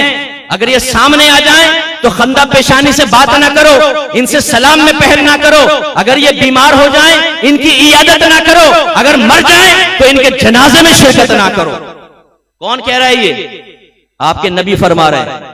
मुफ्ती साहब कहें तो आप भाषण दे सकते हैं। मुफ्ती साहब देखें ऐसा ना करें, इंसानियत भी कोई चीज होती है, अपने नबी को भी समझाएंगे। आपके नबी ने अखलाक दिया है और अल्लाह ताला फरमाता है व इन्नका लअला खुलुकिन अज़ीम। ये नबी अखलाक के आला मकाम पर फाइज हैं। वो आला मकाम पे फाइज नबी ये कह रहा है कि अगर कोई बदमज़हब हो जाए तो उससे सलाम में पहल मत करो, उसके जनाजे में शिरकत मत करो। आज अगर कोई आले सुन्नत से ताल्लुक रखने वाला किसी बदमज़हब के जनाजे में शिरकत ना करे तो हमारे अंदर का मोमिन जाग जाता है। भाई देखो सही बात नहीं है यार, चलो उसका अकीदा, उसके साथ जनाजे में शिरकत करने में क्या जाता है। इसका मतलब ये हुआ कि नबी करीम को नहीं पता, इसको बता, ये जानता है शरीयत। माज़अल्लाह नबी करीम को ये सिखाएगा आकर कि अखलाक क्या होता है और इंसानियत क्या होती है। शर्म नहीं आती, दीन की एबीसी आती नहीं है और अपने अकल को इस्तेमाल करके नबी करीम की बताई हुई बातों पर एतराज करता है इंसान, तो फिर आखिरत में अंजाम क्या होगा ये खुद सोच लीजिएगा। इसलिए याद रखें, अशद जरूरत के बगैर, अशद जरूरत, बहुत शदीद जरूरत हो, आप बहुत बड़े नुकसान का शिकार हो जाएंगे। आप अगर किसी से ज़ाहिरी मुरव्वत से बात नहीं करेंगे तो लोग बदजन हो जाएंगे और आपको छोड़कर किसी और जानिब चले जाएंगे, तो ज़ाहिरी रवैया और बर्ताव इख्तियार करना शरन बिल्कुल जायज़। ज़ाहिरी बर्ताव ये आक़ा नेमत इमाम अहले सुन्नत ने फतावा रज़विय्या में कई मसाइल में जिक्र फरमाया। मिसाल के तौर पर कोई आप में से ऐसा है जो किसी कंपनी के अंदर एम्प्लॉय है और उसका ऑनर जो है वो शख्स ऐसा है कि जो इस तरह के मामलात करता है, तो अगर दूसरी जॉब मिल जाए सबसे बेस्ट है। लेकिन अगर नहीं है वो वहां जॉब कर सकता है। अगर उसका वो ऑनर आता है, लोग खड़े हो जाते हैं, वो भी खड़ा हो सकता है। अगर वो सलाम करे, सलाम का जवाब दे सकता है, क्योंकि यहाँ नुकसान का अंदेशा है। तो इतनी गुंजाइश निकल सकती है, लेकिन कोई नुकसान का अंदेशा नहीं है, कोई परेशानी नहीं है। अब कल्बी मोहब्बत के साथ किसी की तरफ माइल होना, ये यहाँ पर मकसूद है कि आपके नबी ने इसको मना फरमाया। तो लिहाजा सहाबा किराम आलिम रिदवान की तरफ माइल हों और सहाबा किराम की ताजीम और अदब करें। सहाबा को कभी बुरा भला मत कहें। अगर कोई आपके सामने बुरा भला कहने लगे, दिफाए सहाबा आपकी जिम्मेदारी है, उसे बिल्कुल साफ मना करें, खबरदार मेरे सामने किसी सहाबी की बुराई ना करो, और करोगे तो फिर तुम्हारा मेरा ताल्लुक का आज आखिरी दिन है, अलहदा हो जाएं। जैसे सहाबा किराम आलिम रिदवान ने नबी करीम सल्लल्लाहु अलैहि वसल्लम के पैगाम के जवाब में अपने करीबी रिश्तेदारों से दूरियां इख्तियार की थी। अल्लाह ताला मुझे और आपको अमल की तौफीक अता फरमाए। कुछ इंशाअल्लाह सीरत पाक से मुताल्लिक बातें मैं आपकी खिदमत में अर्ज कर देता हूं। याद नहीं है? अम्मी का नाम क्या है मालूम नहीं? तुम लोग कुछ बहन भाई भी हो? हाँ है तो शायद। कितने बहन भाई हो मालूम नहीं, याद नहीं। बहनों के नाम क्या है पता नहीं, भाइयों के नाम मालूम नहीं। अच्छा बहनें शादीशुदा हैं, भाई शादीशुदा? हाँ हाँ शादीशुदा। भाभियों के नाम मालूम नहीं, बहनों ही के नाम मालूम नहीं, उनके बच्चों के नाम पता है मालूम नहीं। मैंने अपने ड्राइवर से पूछा तेरे कितने बच्चे हैं? कहने का 3। मैंने कहा क्या क्या नाम है, 2 के नाम बताए, तीसरे क्या लगा याद नहीं रहा, तो मैं हंस पड़ा बहुत जोर से। क्या ख्याल है आपके बारे में, ऐसे शख्स के बारे में क्या कहेंगे आप? बोलिए, कोई लफ्ज तो बताएं मुझे कि क्या कहेंगे आप, क्या कहना पसंद करेंगे जो इस तरह की बातें करे? नहीं बोलेंगे? कोई कहेगा पागल हो गया, बड़ा बेवकूफ आदमी है। कोई कहेगा भाई तो इस खानदान का भी है कि नहीं है, कहेंगे नहीं कहेंगे? अब मैं आपसे पूछूं, एक काफिर आपके पास आ जाए और ये पूछे कि नबी करीम के वालिद का नाम क्या था, आप कहें मालूम नहीं, वालदा का नाम मालूम नहीं, सरकार की कितनी बेटियां थी मालूम नहीं, कितने बेटे थे मालूम नहीं, उनके नाम पता है मालूम नहीं, सरकार की अज़वाजे मुतहरात कितनी थी मालूम नहीं, उनके नाम पता है मालूम नहीं, सहाबा को जानते हो? हाँ जानता हूं, नाम बताओ, चंदे के बता के, बाकी मालूम नहीं। नबी करीम सल्लल्लाहु अलैहि वसल्लम ने जब ऐलान नबूवत फरमाया, बल्कि पीछे चले जाएं, सरकार पैदा हुए, पहले साल में बचपन में क्या हुआ, दूसरे साल में क्या हुआ, तीसरे साल में क्या हुआ, फिर ऐलान नबूवत के बाद क्या हुआ, फिर हिजरत फरमा के जब मदीने में आए तो पहले साल क्या हुआ था, दूसरा साल, तीसरा, चौथा, पांचवा, छठा, सातवां, आठवां, नवां, 10वां, हर एक के जवाब में हमारा मुसलमान कहे मालूम नहीं। अब मैं आपकी शान में गुस्ताखी नहीं कर सकता हूं, एक शख्स अपने बाप और भाइयों के बारे में अगर ना मालूम रखता हो, इल्मी ना हो, तो जो आप उसको कह रहे हैं मैं जुर्रत नहीं कर सकता हूं कि मैं आपको कहूं। लेकिन खुद सोच लीजिए, किस मुंह से कहते हैं कि नबी हमारे हैं, हम नबी के हैं, नबी हमारे करीब हैं। भाई जो करीबी होता है उसकी तो पूरी मालूमात होती है। चले तो रिश्तेदार थे, मैं एक और मिसाल देता हूं, आप कहेंगे ये मेरा बड़ा जिगरी यार है, बचपन से साथ हैं हम, मुफ्ती साहब जान कुर्बान कर दूं इसके लिए, और मैं कहूं इसका नाम क्या है वो तो पता नहीं, कहां रहता है ये भी मालूम नहीं, क्या काम करता है जी ये भी पता नहीं, इसकी उम्र क्या है ये भी मालूम नहीं। भाई तो कैसा जिगरी यार है, हालांकि कोई फर्जिया वाजिब तो नहीं था, लेकिन अपनाइयत को तो तकाजा ये है कि जो अपना होता है, जो करीब होता है, उसके बारे में कम से कम ये मालूमात तो हो। लेकिन हमारे मुसलमानों का हाल ये है, बनते हम आशिक रसूल, हम जैसा आदमी तनकीद करे तो कहते हैं मुफ्ती साहब बड़ा सख्त बयान करते हैं, हम कुछ भी करते रहें, दीन के साथ मजाक करते रहें, इश्क रसूल का मजाक उड़ाते रहें, हमें कुछ मत कहो, आपने बहुत सख्त बयान कर दिया, हमें कुछ ख्याल नहीं आता। हम में से कितने ऐसे हैं जिनके घर में नबी करीम की सीरत की किताब है और हमने A to Z उसका मुताला किया और अपने जहन में उसको महफूज रखा है। आप अगर अकाउंटेंट हैं, 50 अकाउंट्स की किताबें आपने पढ़ी होंगी क्योंकि आप इससे रिलेटेड हैं। जो डॉक्टर बैठा होगा, 50 आपने डॉक्टरी की किताबें पढ़ी होंगी क्योंकि आप डॉक्टर हैं। अगर आप वकील हैं तो 50 किताबें आपने पढ़ी होंगी क्योंकि वो आपके शोबे से वाबस्ता चीजें हैं, उससे मुतालिक चीजें हैं। लेकिन नबी हमारे नबी हैं, नबी के ऊपर जान भी कुर्बान, गुलाम ये रसूल में मात भी कबूल है, लेकिन नबी करीम के बारे में मालूमात बिल्कुल सिफर। इतनी भी मालूमात नहीं कि किसी काफिर को बता सकें कि मेरे नबी किस तरह पैदा हुए थे, क्या क्या मामलात हुए थे। फिर भी हमें कुछ ना कहो, मान लो मुफ्ती साहब कि हम इश्क रसूल के 7वें आसमान पे चमकते हुए सितारे हैं, और खबरदार जो वहां से उतार के नीचे लाने की कोशिश की, हमारी शान में गुस्ताखी हो जाएगी बहुत बड़ी। मैं किसी का मुखालिफ नहीं हूं, ना नातों का मुखालिफ हूं, ना नात खान का मुखालिफ हूं। अगर मुखालिफ होता यहां ये नात खान पढ़ नहीं सकता था, मैं शहजादे को मना कर देता, मेरे सामने कोई नहीं पढ़ेगा भाई, नहीं करो। नहीं, हम सुन्नी हैं और नात खानी हमारी रगों के अंदर गर्दिश कर रही है। मैं बामल नात खानों से मोहब्बत रखता हूं, मेरे इश्क में इजाफे के लिए नात खानी बहुत जरूरी है, मैं इसका तस्लीम करता हूं। लेकिन मैं अगर कलाम करता हूं तो उन लोगों के बारे में कलाम करता हूं जो हमारे मसलक को तबाह कर रहे हैं, जो जड़ें काट रहे हैं, जिन्होंने मसलक के नाम पे खाया है लेकिन मसलक को दिया कुछ नहीं है, मैं उनके बारे में कलाम करता हूं। कहते हैं हम इश्क रसूल आम कर रहे हैं, पेशावरों की बात कर रहा हूं। नबी के नाम बेच बेच के आपने बंगलियां कोठियां बना ली और कारें खरीद ली और कहते हैं हम इश्क रसूल आम कर रहे हैं। आपको पता है कि आशिक किसे कहते हैं और इश्क की अलामात क्या होती हैं? नहीं, खाली नाते सुनाना, आप झूम गए, वक्त की कैफियत बदलती है, ये भी बड़ी बात है, मैं इसका इनकार नहीं कर रहा हूं। लेकिन भाई ये इश्क नहीं है, ये बिल्कुल ऐसा ही है कि आपकी ज़ौजा आपके लिए कहे कि आप पर जानू, आप पर तो मेरी जान कुर्बान, मेरा सब कुछ कुर्बान, मैं आपसे बड़ी मोहब्बत करती हूं, और आपके अच्छा चाय तो पिला, टाइम नहीं है, तुम बनाओ और लेकर आओ। अच्छा कुछ स्मेल सी आ रही है, बच्चे का पैम्पर बदल दे। खबरदार जो मुझे कहा उठो और पैम्पर बदलो, वॉशरूम में जाकर अपने कपड़े खुद इस्त्री करो, खाना बनाओ, मुझे भी खिलाओ। और फिर आप सुने कि वो आपके दुश्मनों से ही बात कर रही हो और फिर आपके सामने आकर कहे आप पर तो मेरी जान कुर्बान, मेरा माल कुर्बान। भाई ये कैसा इश्क है? क्या आप ऐसी बीवी को आशिक तस्लीम कर सकते हैं? ऐसे दोस्त को, अगर दोस्त इस तरह की हरकतें कर रहा है, उसको दोस्त मान सकते हैं कि बुरे वक्त में आपके मदद कर? वो कहेगा नहीं। चाय पिला दे? नो। सिगरेट पिला? नहीं।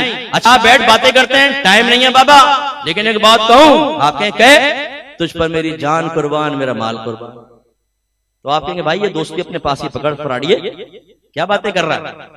लेकिन हमें अगर कहा खबरदार, हम इश्क रसूल को जिस तरह चाहे चिंगम की तरह मरोड़ दें, जैसा चाहे चबाएं, जैसा चाहे इश्क का मयार मुकर्रर करें। अगर हम हकीकत बयान करें और आपको सही रसूल की तरफ लेकर आए, अगर आपको उसकी अलामात बताएं, आपको एहतिसाब के लिए कहें, नबी करीम का सच्चा आशिक बनाने की कोशिश करें, तो वो आलिम दीन को फौरन कहते हैं जी नात खानी की मुखालफत कर रहे हैं, नात खानों की मुखालफत कर रहे हैं। अरे भाई मुखालफत करने में और आईना दिखाने में जमीन आसमान का फर्क है।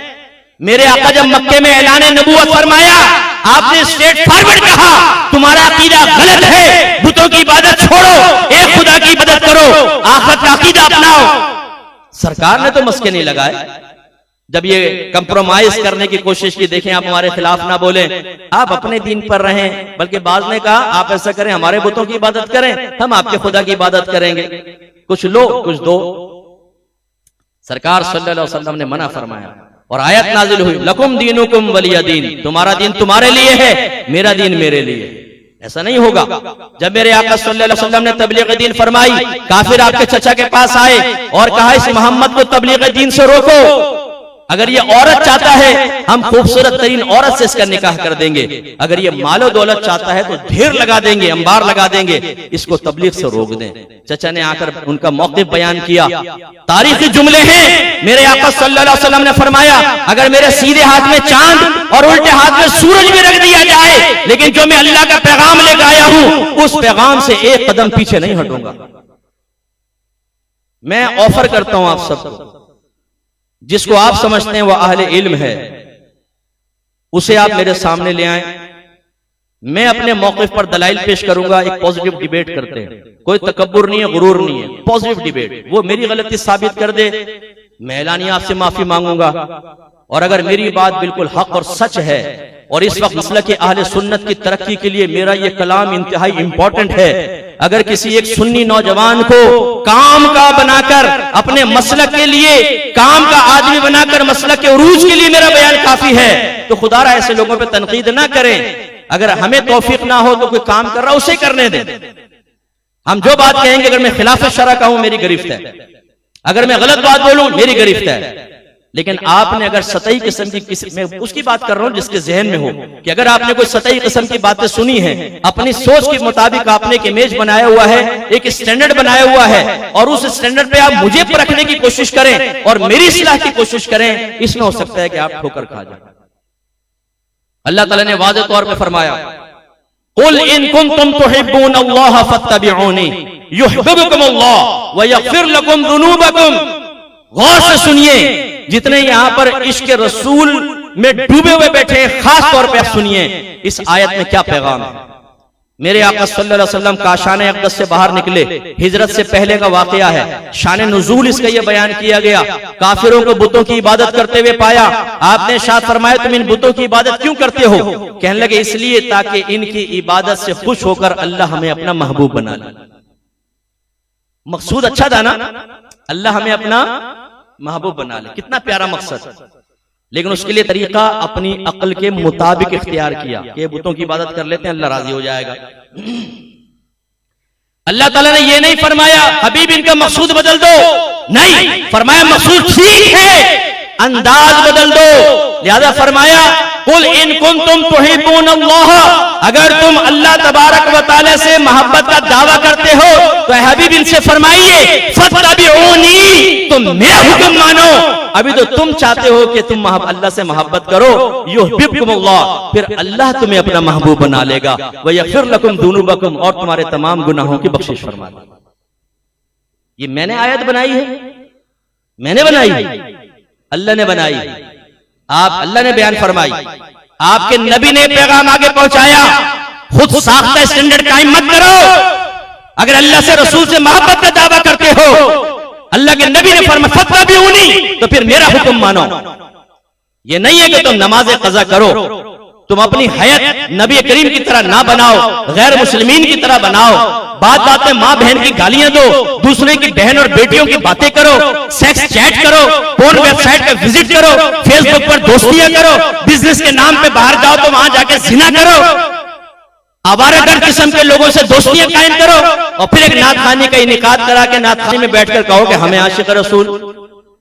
भाई तो इत्तिबा रसूल कहां गई, जिसको मयार बनाया जा रहा है मोहब्बत इलाही और मोहब्बत रसूल का, अल्लाह के नबी का हुक्म मानो। और यहां सूरत हाल है कि हम जैसा आदमी अगर अपने फर्ज मनसबी समझते हुए, एहसास जिम्मेदारी का लिहाज करते हुए, अपने जाती मफादात को कुर्बान करते हुए, अपनी नफसानी ख्वाहिशात को कुर्बान करते हुए, इस बात की परवाह किए बगैर कि कोई मेरे बारे में बैड कमेंट्स पास करेगा, कोई मेरा दुश्मन बन जाएगा, कोई मुझे बुरा भला कहेगा, हम जब हक बयान करें और सही बात बयान करें तो हमारे बाद अफराद को बड़ी परेशानी हो जाती है। भाई देखो यार, इतना सख्त बयान कोई किया जाता है, अच्छा ये बताओ कोई और ऐसा बयान कर रहा है? यही तो मुझे अफसोस है कि कोई और बयान क्यों नहीं कर रहा। ये तो हर आलिम को बयान करना चाहिए। हमारी उम्मत को तो बेड़ा गर्क हो चुका है। हम नशा करें, गालियां बकें, बीवियों पे जुल्म करें, लोगों के माल खाएं, हराम कमाएं, विरासत दबाकर बैठे हों, और हमें ये मत कहो कि तुम गलत कर रहे हो। ये इश्क रसूल के बिल्कुल मुनाफी है। आशिक रसूल ऐसा कोई होता है? सहाबा किराम आशिक रसूल थे कि नहीं थे बताइए। और आप इस दावे को मानने में कोई इनकार नहीं करेंगे कि क़यामत तक जितना भी मुसलमान आता रहे, कोई सहाबा किराम से बढ़कर आशिक रसूल नहीं हो सका। सही है कि नहीं? नहीं हो सकता। अब मैं आपसे पूछता हूं, उनके इश्क की अलामत क्या थी ये बताइए। भाई कोई अलामत तो होती है ना। डॉक्टर की अलामत क्या होगी बताएं? अस्पताल में गए तो बहुत सारे लोग होते हैं। अब डॉक्टर को कैसे तलाश करते हैं? गले में स्टेथोस्कोप लटका होता है, व्हाइट कोट पहना होता है, तो आप पहचान जाते हैं, करीब जाते हैं, फिर गुफ्तगू होती है, वो बैठता है टेबल पे, सुनता है, नुस्खा लिखता है, कुछ टेस्ट लिखता है, तो आपको कंफर्म हो जाता है सभी डॉक्टर है। इन्हीं अलामात से पहचानते हैं ना। अब आप हॉस्पिटल में गए, आ गया सामने, ऐसी उल्टी सीधी कमीज पहनी हुई है, एक पाई ऊपर जा रहा है पैंट के नीचे है, न कोट है न स्टेथोस्कोप है। आप कहते हैं तू कौन है? I am a doctor. अबे भाई आप सर से पांव तक देखेंगे, बोलेंगे यार ये तो इसमें तो कोई अलामत ही नजर नहीं आ रही। अब वो दावा कर रहा है कि मैं डॉक्टर हूं, लेकिन आप मानने के लिए तैयार नहीं है। वो कहता है क्यों आए? जी वो अब्बा का ऑपरेशन करवाना था। ले आओ, टेबल पे लेटाओ, मैं करता हूं। छुरी पकड़ ली उसने हाथ में। तो आप करवा देंगे अपने अब्बा का ऑपरेशन? क्यों नहीं करवाएंगे? क्यों नहीं करवाएंगे मुझे बताइए। इसलिए कि आपने ज़ाहिरी अलामत देखी, डॉक्टर की कोई अलामत नजर नहीं आई, आप उसे डॉक्टर मानने के लिए तैयार नहीं है। लेकिन एक आशिक रसूल होने का दावा करे, कोई उसमें इसकी अलामत हो या ना हो, सब आशिक रसूल बैठे हुए हैं और आशिक रसूल जन्नत में जाएंगे। भाई हर एक की अलामत होती है, अकाबरीन ने लिखी है। तो सहाबा किराम के इश्क की सबसे बड़ी अलामत यह थी कि जब नबी करीम के जबान से कोई हुक्म निकला तो दूसरी बात नहीं की, फौरन इताअत की। आमन्ना सद्दकना, हम ईमान लाए, हमने तस्दीक की। चाहे मां नाराज हो, बाप नाराज हो, माल जा रहा है, कुर्बान हो रहे हैं। हम तो यहाँ पे मसनूई नारे लगाते हैं, गुलामी रसूल में मौत भी कबूल है। ये नारा लगाते हुए डरते हैं कि गुलामी रसूल में दाढ़ भी कबूल है, गुलामी रसूल में 5 वक्त नमाज बाजमात पढ़ना भी कबूल है, गुलामी रसूल में कुरान पाक की मुकम्मल तिलावत, तफसीर और तर्जुमे के साथ करना भी कबूल है, गुलामी रसूल में गैर औरतों से दोस्तियां छोड़ देना भी कबूल है, गुलामी रसूल में हराम कारोबार वाइंड अप कर देना भी कबूल है, गुलामी रसूल में चरसी मवाली जानी दोस्तों से दोस्तियां तर्क कर देना भी कबूल है, गुलामी रसूल में इल्म दीन सीखना भी कबूल है, गुलामी रसूल में गुनाह तर्क कर देना भी कबूल है। ये नारे कोई नहीं लगाएगा, लेकिन इसके बावजूद मान लो कि हमें आशिक रसूल, सबसे ऊंचे आशिक रसूल, और हमारे खिलाफ कुछ बोला तो हम नाराज हो जाएंगे। आपको हमसे नाराज नहीं होना चाहिए। हम जैसे उलमा अल्लाह की एक नेमत समझनी चाहिए। मैं कभी आपको धोखा नहीं दूंगा। मैं आपको धोखे में नहीं रखूंगा, मैं आपको ख्वाबी बातें नहीं करूंगा, आपको तस्वुरात नहीं दिखाऊंगा। हमारे यहाँ यही हुआ है, हमारा मसलक और हमारे सुन्नी नौजवान तबाह हो गए हैं कि उन्हें ख्वाब दिखाए गए हैं, उन्हें गलत तस्वुरात में मुब्तला कर दिया गया है। तुम कौन हो भाई? सुन्नी। और जन्नत किसकी है? नबी करीम की। और सुन्नी किसका होता है? नबी करीम का। नबी करीम किसके? सुन्नी के। जन्नत किसकी? नबी करीम की। बस जन्नत हमारी। नाराए तकबीर, नाराए रिसालत। देखें, इन बातों को समझिए। नबी करीम सल्लल्लाहु अलैहि वसल्लम से इश्क की बड़ी अलामत ये थी, जो हमारा दूसरा टॉपिक है, कि सीरत रसूल को पढ़ते, उससे नताइज अखज़ करते, उसके सांचे में अपने आप को ढालते और ऐसा बना लेते कि जो हमें दूर से आता भी देखता तो वो कहता कि ये नबी का मुहिब आ रहा है। नाराज मत होइएगा, अभी अगर हम दूर से आ रहे हों तो बाद वक़्त पहचानना मुश्किल हो जाता है कि मुसलमान आ रहा है या क्रिश्चियन आ रहा है, मुसलमान आ रहा है या हिंदू आ रहा है। कोई पहचान तो नहीं छोड़ी ना। हमें बहुत सारे ऐसे होते हैं जो अपने मजहब की पाबंदियों को कबूल करने के लिए तैयार नहीं है। अगर उनके सामने नबी की हदीस सुनाए तो चेहरे के जाविये बिगड़ जाते हैं, मुंह का जायका बिगड़ जाता है, नाराज हो जाते हैं, चेहरे पे गुस्से के आसार खास तौर पे देख सकते हैं, दिल में नापसंदीदगी पैदा होती है।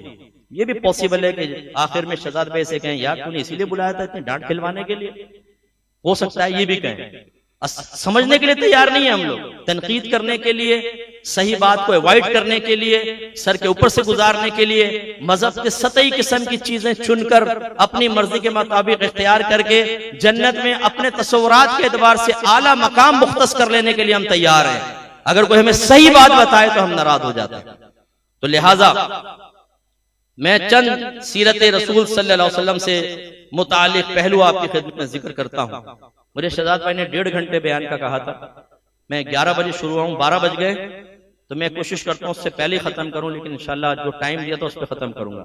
सीरत के चंद पहलू जिक्र कर रहा हूं, जरा गौर से समाअत फरमाएं। मेरे आका सल्लल्लाहु अलैहि वसल्लम की सीरत के पहलू इतने ज्यादा हैं कि अगर आप उसे सुनते जाएं और मैं बयान करता जाऊं, कई रातें गुजर जाएंगी, खत्म नहीं होंगी। इसलिए मैंने चंद चीजों का इंतखाब किया, वो आपकी खिदमत में जिक्र कर रहा हूं।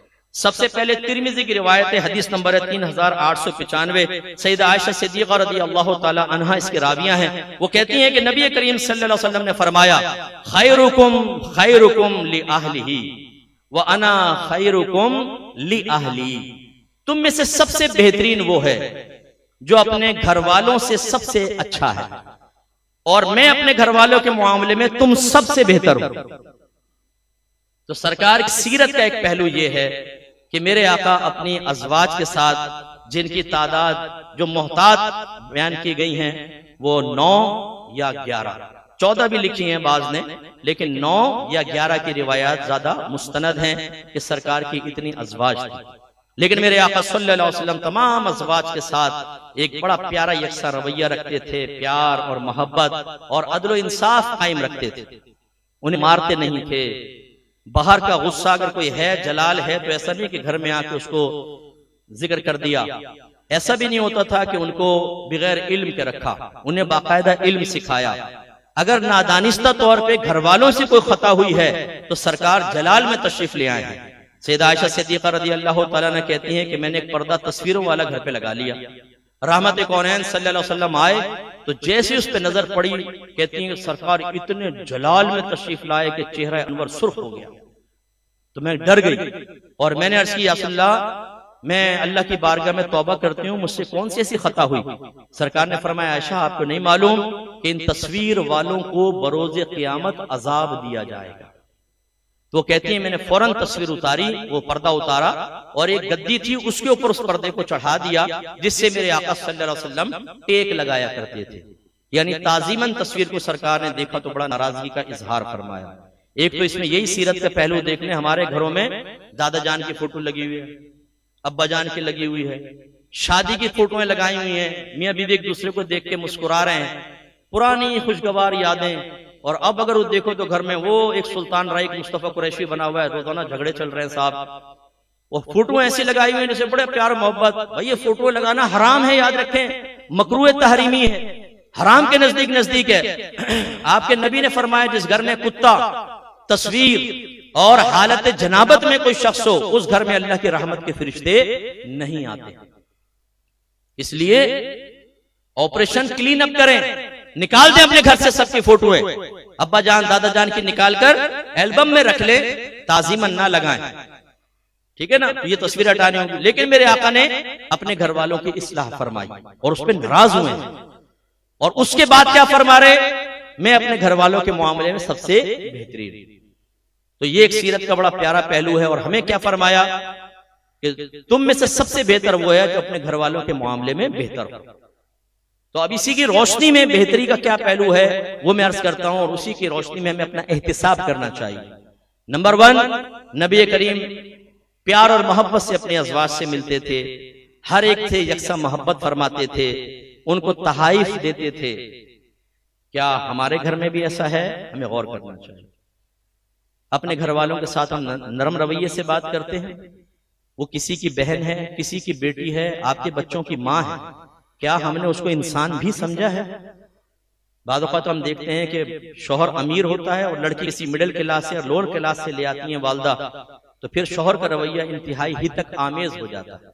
थोड़ी थोड़ी बात पे डांटना डपटना, या बेचारी अगर चलो बराबर की उससे भी आई है लेकिन शरीफ खानदान की है, घर वालों ने प्यार मोहब्बत से समझाकर भेजा है कि बेटा शौहर से बदतमीजी ना करना, तो सारा बाहर का गुस्सा अपनी बीवियों पे उतार रहे होते हैं।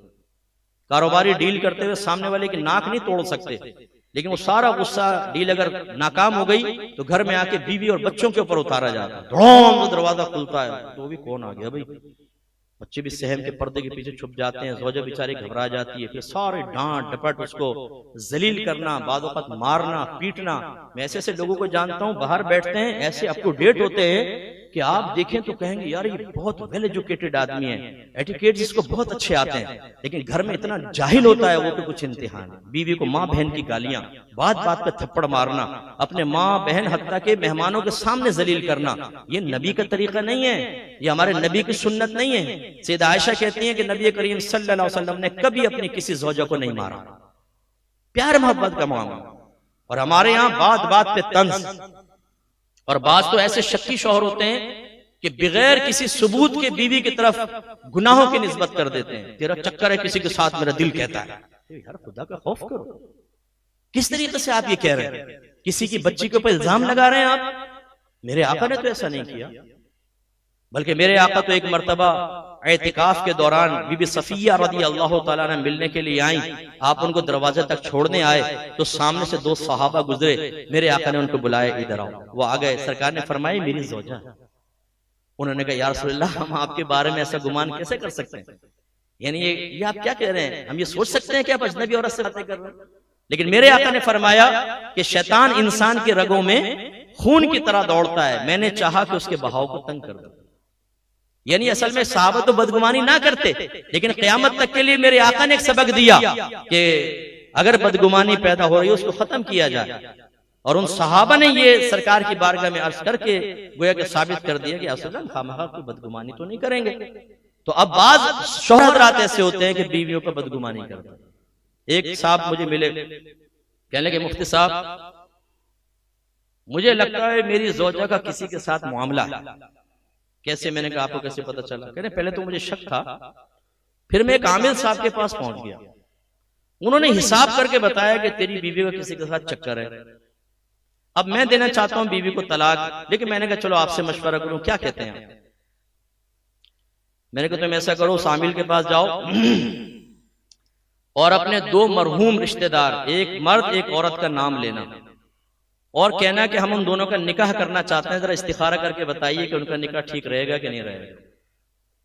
उसने कहा ठीक है जी। गया, पूछा, हिसाब किताब किया, कहा कि बहुत अच्छा रहेगा, कर दो। तब उसने कहा तुम्हारा बेड़ा गर्क, वो तो मरे हुए हैं, उनका रिश्ता कहां से होगा? फिर वो मेरे पास आया, कहने लगा मुझसे साहब आपने बिल्कुल ठीक कहा था। मैंने अब आप तस्दीक करो, अब आप गौर करो, फिर मुझे बताना। वल्लाह मैं कहता हूं जब दोबारा मुझे मिला, कहने लगा मुफ्ती साहब अल्लाह को खुश रखे, आपने मेरा घर बचा लिया, वरना मैं तो तलाक दे देता। ये बदगुमानियों के मामला। अगर आप इतने ज़ौजा से बदगुमान है, क्यों देते हैं उसके हाथ में मोबाइल, क्यों फेसबुक ज्वाइन करने देते हैं? ना करें। मैंने अपनी किताब कुर्ब इलाही में लिखा है, मैं तो शौहरों को भी कहता हूँ कैसे को रवैया इख्तियार ना करो कि खामखा बीवी बदगुमान हो। रात के 2:30 बजे यूं पीछे को देखकर करवट लेके कुछ करना और फिर बीवी उठकर देखे तो फौरन यूं छुपा लेना और फिर कहना नहीं नहीं मैं तो एक हदीस सेंड कर रहा था किसी को। भाई तो ये छुपा क्यों रहे हो, क्यों बदगुमानी मुब्तला कर रहे हो ज़ौजा को, क्यों फेसबुक का पासवर्ड लगाया हुआ ऐसा कि बीवी आते तो घबरा के फौरन शट डाउन कर देते हो। ना पेश करो ना अपने आप को बदगुमानी पर। इसी तरह बहनों को भी नहीं करना चाहिए, लेकिन खामखा अपने बीवी से बदगुमान होना। और फिर ये पहलू जरा गौर करें कि नबी करीम सल्लल्लाहु अलैहि वसल्लम ने तस्वीरों का पर्दा देखा तो ये नहीं कि आयशा तो बड़ी मेरी महबूबा हैं, क्योंकि सरकार हबीबा फरमाते थे उन्हें। हबीबा मीन्स महबूबा, मेरे आका बहुत प्यार फरमाते थे सईदा आयशा सिद्दीका रज़ी अल्लाह तआला अन्हा से। आपने अल्लाह की बारगाह में दुआ की, या रब्बे करीम जो मेरे बस में था वो मैंने किया और जो मेरे कुदरत और इख्तियार में नहीं है उस सिलसिले में तू मुझे माफ कर दे। उलमा ने इसकी तशरीह लिखी कि एक से ज्यादा बीवियां हों तो उनके लिए बारी मुकर्रर करना वाजिब होता है। एक बीवी के पास एक दिन, दूसरे के पास दूसरा दिन, तीसरे के बाद तीसरा दिन। ये सरकार के कुदरत और इख्तियार में था, आपने ये किया। लेकिन आप सईदा आयशा सिद्दीका रज़ी अल्लाह तआला अन्हा से बड़ी मोहब्बत फरमाते थे और मोहब्बत का मामला उम्मन हमारे कुदरत और इख्तियार में नहीं होता, ये तो कल्बी मयालान है। ये आप दुआ कर रहे हैं, अल्लाह ताला जो मेरे कुदरत इख्तियार में था वो मैंने किया और जो कुदरत इख्तियार में नहीं उस सिलसिले में मुझे मुआफ कर देना। कि आयशा से मैं बड़ी मोहब्बत करता हूं। और दूसरा इसका सबूत ये है कि जब आपका बिल्कुल वफात का वक्त करीब आया, आखिरी अय्याम, तो आपने तमाम अज़वाज से कहा अगर तुम मुझे इजाजत दो तो मैं अपने जिंदगी के आखिरी अय्याम आयशा के पास गुजारना चाहता हूं। सब बीवियों ने कहा हम अपनी बारियां मुआफ करते हैं। तो सरकार ने आखिरी अय्याम सईदा आयशा सिद्दीका रज़ी अल्लाह तआला अन्हा के पास गुजारे। मोहब्बत अपनी जगह है, लेकिन जब अल्लाह तबारक व तआला के कानून नाफिज करने की बारी आई, हबीबा सामने है और मेरे आका जलाल में तशरीफ ले आए और नाराजगी का इजहार किया। सईदा आयशा ने तौबा की और उस पर्दे को फौरन उतारा। इससे भी हमें सीखना चाहिए। शादी हुई नहीं, बीवियों के जुल्फों के असीर हो गए। मां के असनाद भूलकर बीवी को पीछे खड़ा होकर खड़ा करके मां से बदतमीजियां कर रहे हैं, आंखों में आंखें डाल के गुफ्तगू कर रहे हैं। तुमने मां, आपने हमारी जिंदगी तबाह कर दी है, देखो बेचारी को रुला दिया। ये मां के आंसू नजर नहीं आ रहे, बेचारी को रुला दिया। ये बेचारियां बहनें तो नहीं सुन रही कहीं? भाई 2 मिनट के लिए बहनें कान बंद कर ले, हम जरा मर्द आपस में बात कर रहे हैं। ये बेचारियां बहुत खतरनाक होती हैं। अच्छा मेरी ज़ौजा भी बैठी हुई है, कोई ऐसा मसला नहीं है, घबराए नहीं, वो भी सुन रही। इन बेचारियों पे मत जाइए, खुसूसन जो यंगस्टर यहां बैठे हुए हैं जिन्हें अभी तक इन खवातीन के टैलेंट का इल्म नहीं हुआ, खुफिया महारत, उसको मैं बता रहा हूं। ज़ौजा 2 मिनट में बाद वक़्त ऐसा होता है, जदीद जमाने की लड़कियां हैं, ड्रामे देखे होते हैं, बाद वक़्त फिल्में देखी होती हैं। जरूरी नहीं कि आपकी ज़ौजाओं में, वैसे जनरल बात अर्ज कर रहा हूं। और उनका दिमाग भी फ्रेश होता है। माँ बेचारी पुराने जमाने की, उसने सास भी कभी बहू थी, कोई ऐसे ड्रामा व्रामा भी नहीं देखा, इन्होंने सब देखे हुए हैं। तो ये पैतरे चलती हैं और बेटे को खिलाफ कर देती हैं माँ के, और बेटा सीना चौड़ा करके माँ के साथ बदतमीजियां कर रहा होता है। मुझे ऐसे ऐसे बेटे मिले हैं जिन्होंने बीवियों के पांव के जूतियों को थाम कर 20-20 साल से अपनी माँ का बायकॉट किया हुआ है, न खुद मिलते हैं न अपने बच्चों को मिलने देते हैं। अगर मैं जाहिर हदीस और कुरान को देखूं ना तो इसके जहन्नमी होने में मुझे कोई शुबा नहीं। ये पछताएगा मैदान महशर में, बर्बाद होगा। इसी तरीके से बीवी नामहरमों से बात कर रही है। कजन, खालाजाद, फुफेजाद, मामोजाद, तायाजाद, ये नामहरम होते हैं, इनसे रिजर्व होकर गुफ्तगू करना है, इनसे पर्दा वाजिब है। ऐसी खालू से पर्दा वाजिब होता है। अब वो बाद औकात नहीं करती पर्दा और मर्द देख रहा होता है। बास तो मुझे ऐसे भी मर्द मिले जो अपनी बीवी से कहते हैं कि मेरे दोस्तों के सामने बेपर्दा बैठो, और अगर बीवी कहे कि ये तो मना है तो वो जवाब में दलील ये देते हैं हम अपने दोस्तों के पास जाते हैं, उनकी बीवियां भी सामने बैठती हैं। यार आपको शर्म नहीं आती? बुरा मत मानिए, कोई ऐसा है तो नाराज मत हो ना। मुझे कहा गया है कि आप इस बात पे कुछ कलाम करें, तो मैं अपने तौर पे मैं कर रहा हूं, क्योंकि मैं इस मुआशरे का हिस्सा हूं। ये जो मैंने आपको वाकया बताया, ये ज़ौजा वाला, ये बाहर से किसी ने मुझे बताया, बाहर के मुल्क से, यहां पाकिस्तान का है भी नहीं, यूएई का है ये वाकया। कि शौहर ये कह रहा है मेरे दोस्तों के सामने बेपर्दा बैठो, इसलिए कि जब मैं उनके घर पे जाता हूं उनकी बीवियां भी सामने बैठती हैं। यानी वो अगर अपनी बीवियों को दावत नजारा बना रहे हैं तो तुम भी सामने बैठो, ताकि मेरे दोस्त अपनी आंखों को ठंडा कर सकें। शर्म नहीं आती अपनी बीवियों को गैर मर्दों के सामने पेश करना? आप कहेंगे नहीं हमारा दोस्त तो इस जमाने का ख्वाजा हसन बसरी है, बड़ा इबादत गुजार है, बड़ा रियाजत वाला है, वो तो औरत को देखता है एकदम निगाहें झुका लेता है, पप्पू बन जाता है एकदम। अरे भाई, किसी का दिमाग कोई कंट्रोल में है? किसी की तबीयत कंट्रोल में है? आप कैसे पढ़ सकते हैं किसी का दिमाग? और खास तौर पे वो जो जानते हैं कि मेरे दोस्त की ज़हनियत कैसी है, दूसरे की माँ की बातें करना, भाभी की बातें करना, बीवी की बातें करना, बल्कि सोशल मीडिया पर बैठकर किसी की बीवी को बदगुमान करके शौहर से अपने साथ दोस्तियां बढ़ाने की कोशिश करना। अगर आप जानते हैं कि दोस्त ऐसा है, फिर उसके सामने अपने ज़ौजों को बिठाना, ये तो और ज्यादा खतरनाक है कि आपको उसकी ज़हनियत नहीं पता, कितने गंदे जहन का आदमी है, कितने उसकी निगाहों के अंदर फुतूर है, किस तरह वो गंदे ख्यालात किसी औरत को देखकर अपने जहन के अंदर लेकर आता है। गलत चीज है, आपके मजहब के खिलाफ है, रोकना चाहिए। बीवी फजर की नमाज कज़ा कर रही हो, गुस्सा आता है हमें। हजरत अब्दुल्ला बिन उमर रज़ी अल्लाह ताला अन्हु ने अपनी एक ज़ौजा को तलाक दे दी थी। किस वजह से? वो नमाज नहीं पढ़ती थी, आपने तलाक दे दी थी। मैं नहीं कहता हूं कि आपकी बीवी नमाज नहीं पढ़ती तो तलाक दे दें, नहीं, ये नहीं कह रहा हूं। मैं जो आपको समझाना चाह रहा हूं, ये गुनाह कबीरा है नमाज कज़ा करना। क्यों नहीं बीवी से कहते नमाज पढ़ो? अब आप जवाब में कहेंगे मुफ्ती साहब बस क्या करूं, भाई ने भी 3 साल हो गए नमाज छोड़ी हुई है। मसला तो असल में ये है ना कि जब घर का सरपरस्त इमाम आजम अबू हनीफा हो वक्त का, वो खुद नमाजें ना पढ़े, वो खुद गालियां बके, वो खुद घर में गलत काम कर रहा हो, एक गलत रोल मॉडल बनकर अपने बीवी और अपने बच्चों को दिखाकर उन्हें गुनाहों पर दलेर और जुर्रतमंद कर रहा हो, तो किस मुंह से कहेगा नमाज पढ़ो? किस मुंह से कहेगा पर्दा करो? किस मुंह से बीवी से कहेगा गीबत मत करो, चुगली मत करो, तुम जेलसी मत करो? ना, वो खुद इसमें शामिल है। हमारे नबी की सीरत पढ़ने का यह फायदा है कि इंसान अपना एहतिसाब करता है और अपने आप को गंदगी से बाहर करता है। इसलिए अपने घर वालों के साथ अच्छे सुलूक में से एक ये भी है कि अपने घर वालों को नेकी का हुक्म किया जाए, उन्हें बुराई से रोका जाए। अगर नहीं रोकेंगे तो मैदान माशर में गिरफ्त होंगे। दूसरी हदीस एक देखिए, ये हजरत अमर बिन शुएब अपने वालिद से, वो अपने दादा से रिवायत करते हैं कि नबी करीम सल्लल्लाहु अलैहि वसल्लम तदव्वरा ज़ात लैलतिन, एक रात पूरी रात बड़े मुस्तरिब रहे, बहुत बेचैन रहे। वकील लहू मा असहरका, तो आपसे पूछा गया या रसूलल्लाह किस चीज ने आपको सारी रात जगा के रखा? इन्हें सरकार टहलते रहे इस्तिराब में, परेशान पूरी रात। तो सरकार ने फरमाया कि इन्नी वजदतु तमरतन साकिततन फअकलतुहा, मसला यह है कि मैंने गिरी हुई खजूर देखी तो वो उठाकर मैंने खा ली।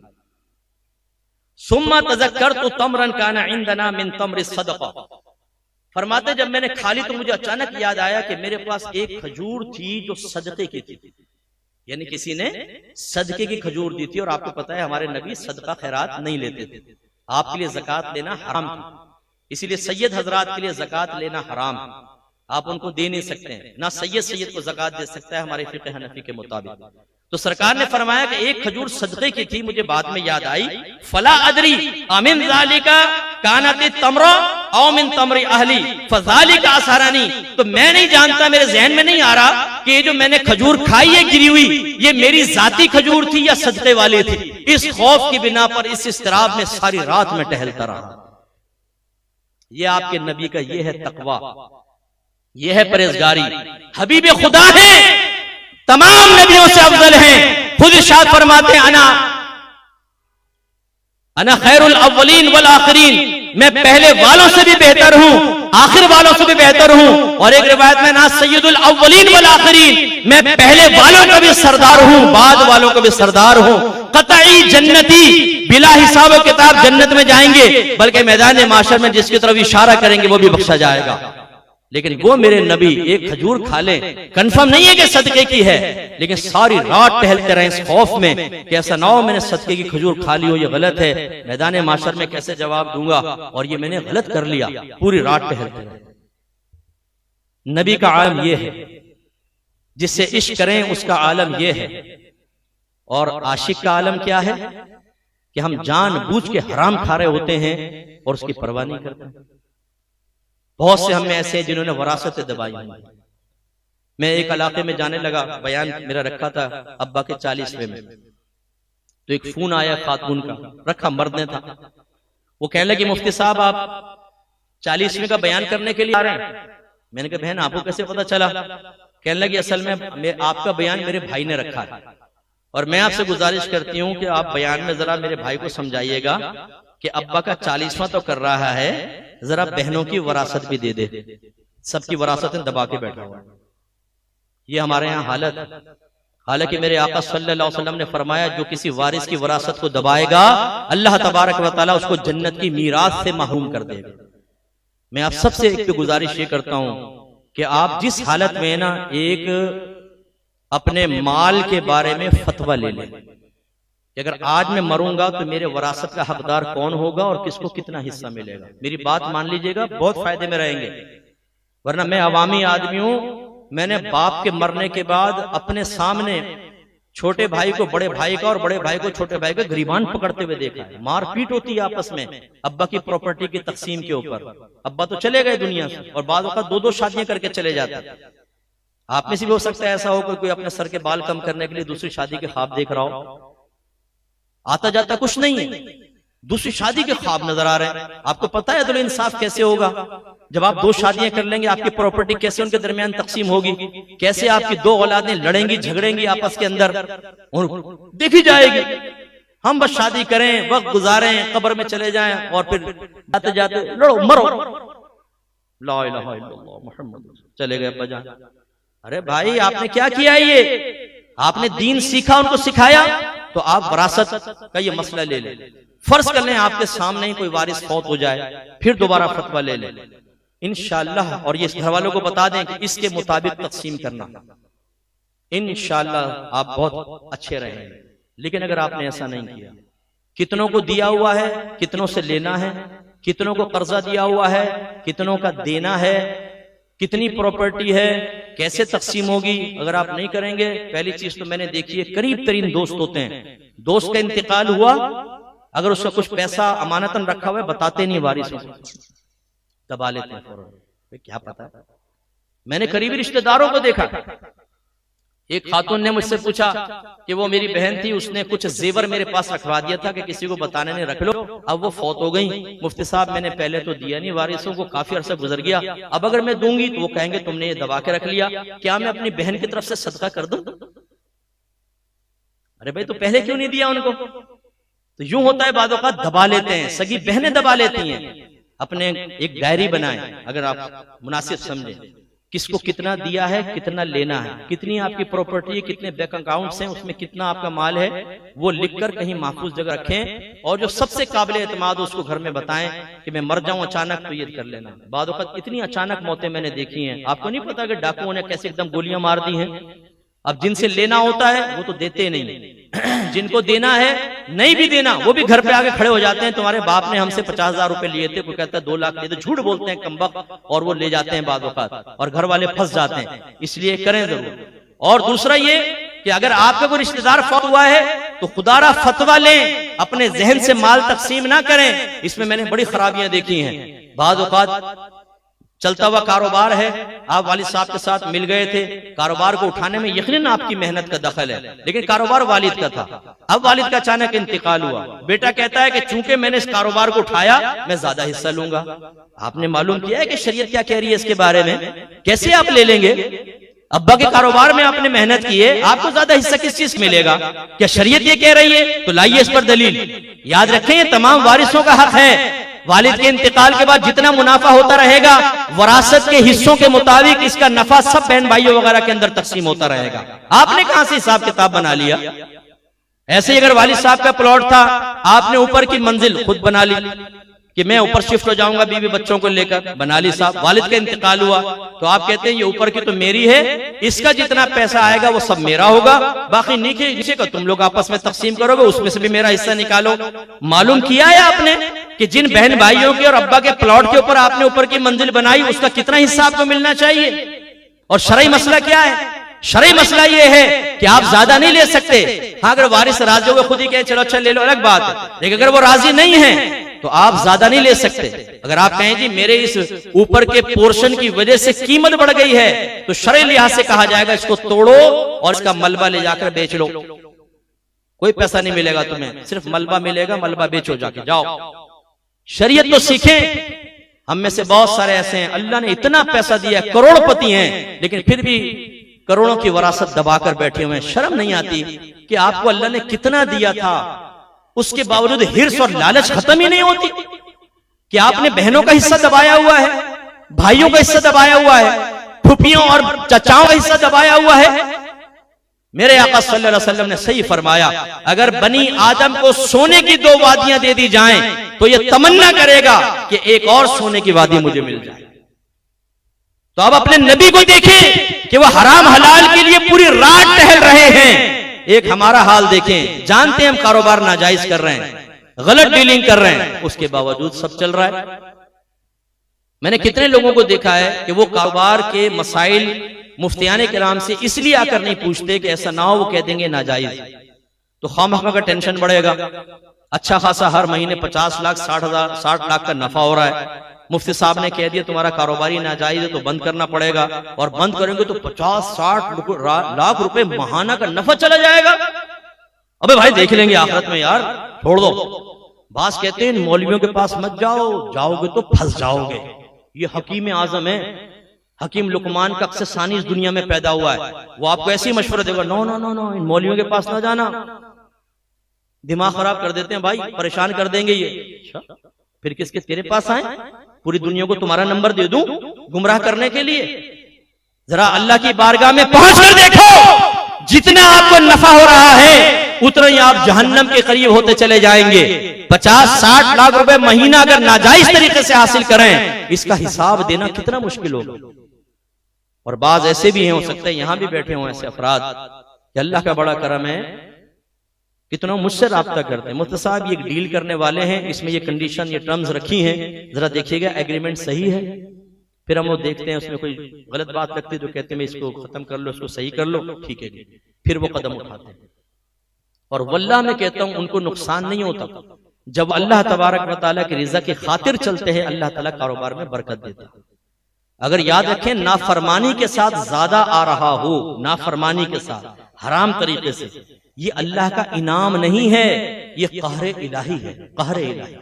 क्योंकि मेरे आका फरमाते हैं जब अल्लाह ताला किसी बंदे के साथ उसको बर्बाद करने का इरादा करता है तो दुनिया की नेमतें उस पर खोल देता है, और उसकी वो इतनी नेमतों में आता है कि तौबा का ख्याल ही निकल जाता है, और अल्लाह ताला उस नेमतों के बदले में उसकी नेकियां खत्म करता रहता है। हत्ता कि अगर मौत के वक्त भी उसकी कुछ नेकियां बाकी हों तो अल्लाह ताला उसको मौत में आसानी देता है, और ये मौत की आसानी उसकी बाकी नेकियां भी ले जाती है। तो आपने देखा होगा बहुत से फ्रॉडी होते हैं, मरते हैं तो आप कहते हैं यार बड़ी आसान मौत आई इसको, तो सुना था गुनाहगार तो बड़ा सख्त मौत मरता है, ये तो बड़े आराम से मर गया। फिर हमें हदीसों पे शक पड़ जाता है ना कि यार हदीस में तो था कि बड़ी सख्त मौत आती है, इसका मतलब ये देखो ये तो फ्रॉडी था पक्का, पूरी मार्केट में नमाज का निशान था और सबसे बड़ा फ्रॉडी ये था, इसके बावजूद कितने आराम से मर गया। आराम से नहीं मरा, वो एक लम्हे के अंदर जो अल्लाह ने उसको अजाब दिया वो तो आप समझ ही नहीं सकते हैं, और मरने के बाद जो कब्र में पहुंचेगा वहां सख्त अजाब होगा। इसलिए अपने कारोबार को चेक करवा लें एक दफा। आप इन्वेस्टमेंट करते हैं, 2 जानिब से माल होता है, इसको हमारी शरई इस्तिलाह में शिरकत कहते हैं।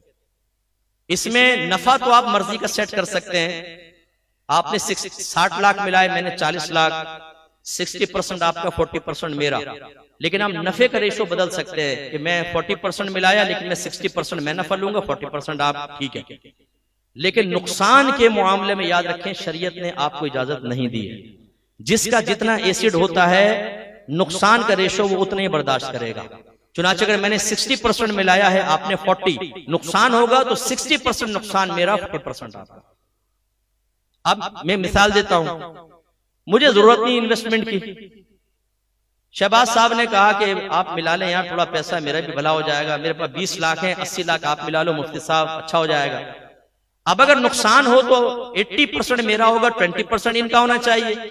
लेकिन मैं इनकी मजबूरी से फायदा उठा के कहता हूं कि देखो भाई नुकसान जब होगा ना तो 80% तेरा होगा, 20% मेरा होगा, मैं पैसा मिला रहा हूं इतना ज्यादा। ये कहेंगे चलो जी ठीक है, ये शिरकत फासिद है, आप दोनों गुनाहगार होंगे इसके अंदर। ऐसे ही मुदारबत होती है, बाद औक़ात वन साइडेड माल होता है, दूसरी तरफ से अमल होता है। आपने कहा मुफ्ती साहब मुझे मार्केट का बड़ा तजर्बा है लेकिन पैसे नहीं, आपके पास पैसा है मिलाएं, मैं कारोबार करूंगा, प्रॉफिट होगा इतना इतना ले लेंगे, इसमें भी नफा में ठीक है, जो रेशो तय करना चाहिए। लेकिन याद रखें मुदारबत के अंदर नुकसान जो होता है वो रब्बुल माल का होता है। रब्बुल माल मीन्स माल वाला। चुनाचे अगर नुकसान होगा तो पहले तो अगर नफा भी हुआ है तो नुकसान को उस नफे से पूरा किया जाएगा। मसलन मैंने आपको 60 लाख दिए, आपने 30-30 लाख दो कारोबार में इन्वेस्ट कर दिए, एक में आपको 2 लाख का लॉस हुआ और एक में 4 लाख का नफा हुआ, तो पहले ये 2 लाख का नुकसान जो है इस 4 लाख से पूरा करेंगे। 2 लाख तो इधर डाल देंगे, बाकी बचा 2 लाख। अगर 50-50 नफे का कहा है तो फिर 1 लाख आपका, 1 लाख में। लेकिन अगर प्रॉफिट ही नहीं हुआ, एक कारोबार किया 4 लाख का नुकसान, तो याद रखें अगर मुदारिब जो काम करने वाला है उसने कोई कोताही नहीं की, ईमानदारी से काम किया है, 1 पैसे का नुकसान नहीं होगा, उसका नुकसान पूरा 4 लाख मुझे बर्दाश्त करना होगा। लेकिन अब हम मुदारबत के अंदर सामने वाले की मजबूरी से फायदा उठाते हुए कहते हैं कि भाई देखो पैसा दूंगा तुझे, लेकिन फायदा इतना इतना, नुकसान सारा तेरा। सामने वाला मजबूर होता है, कहता है चलो ठीक है यार नुकसान मेरा। ये मुदारबत फासिद है, आप भी गुनाहगार, सामने वाला गुनाहगार।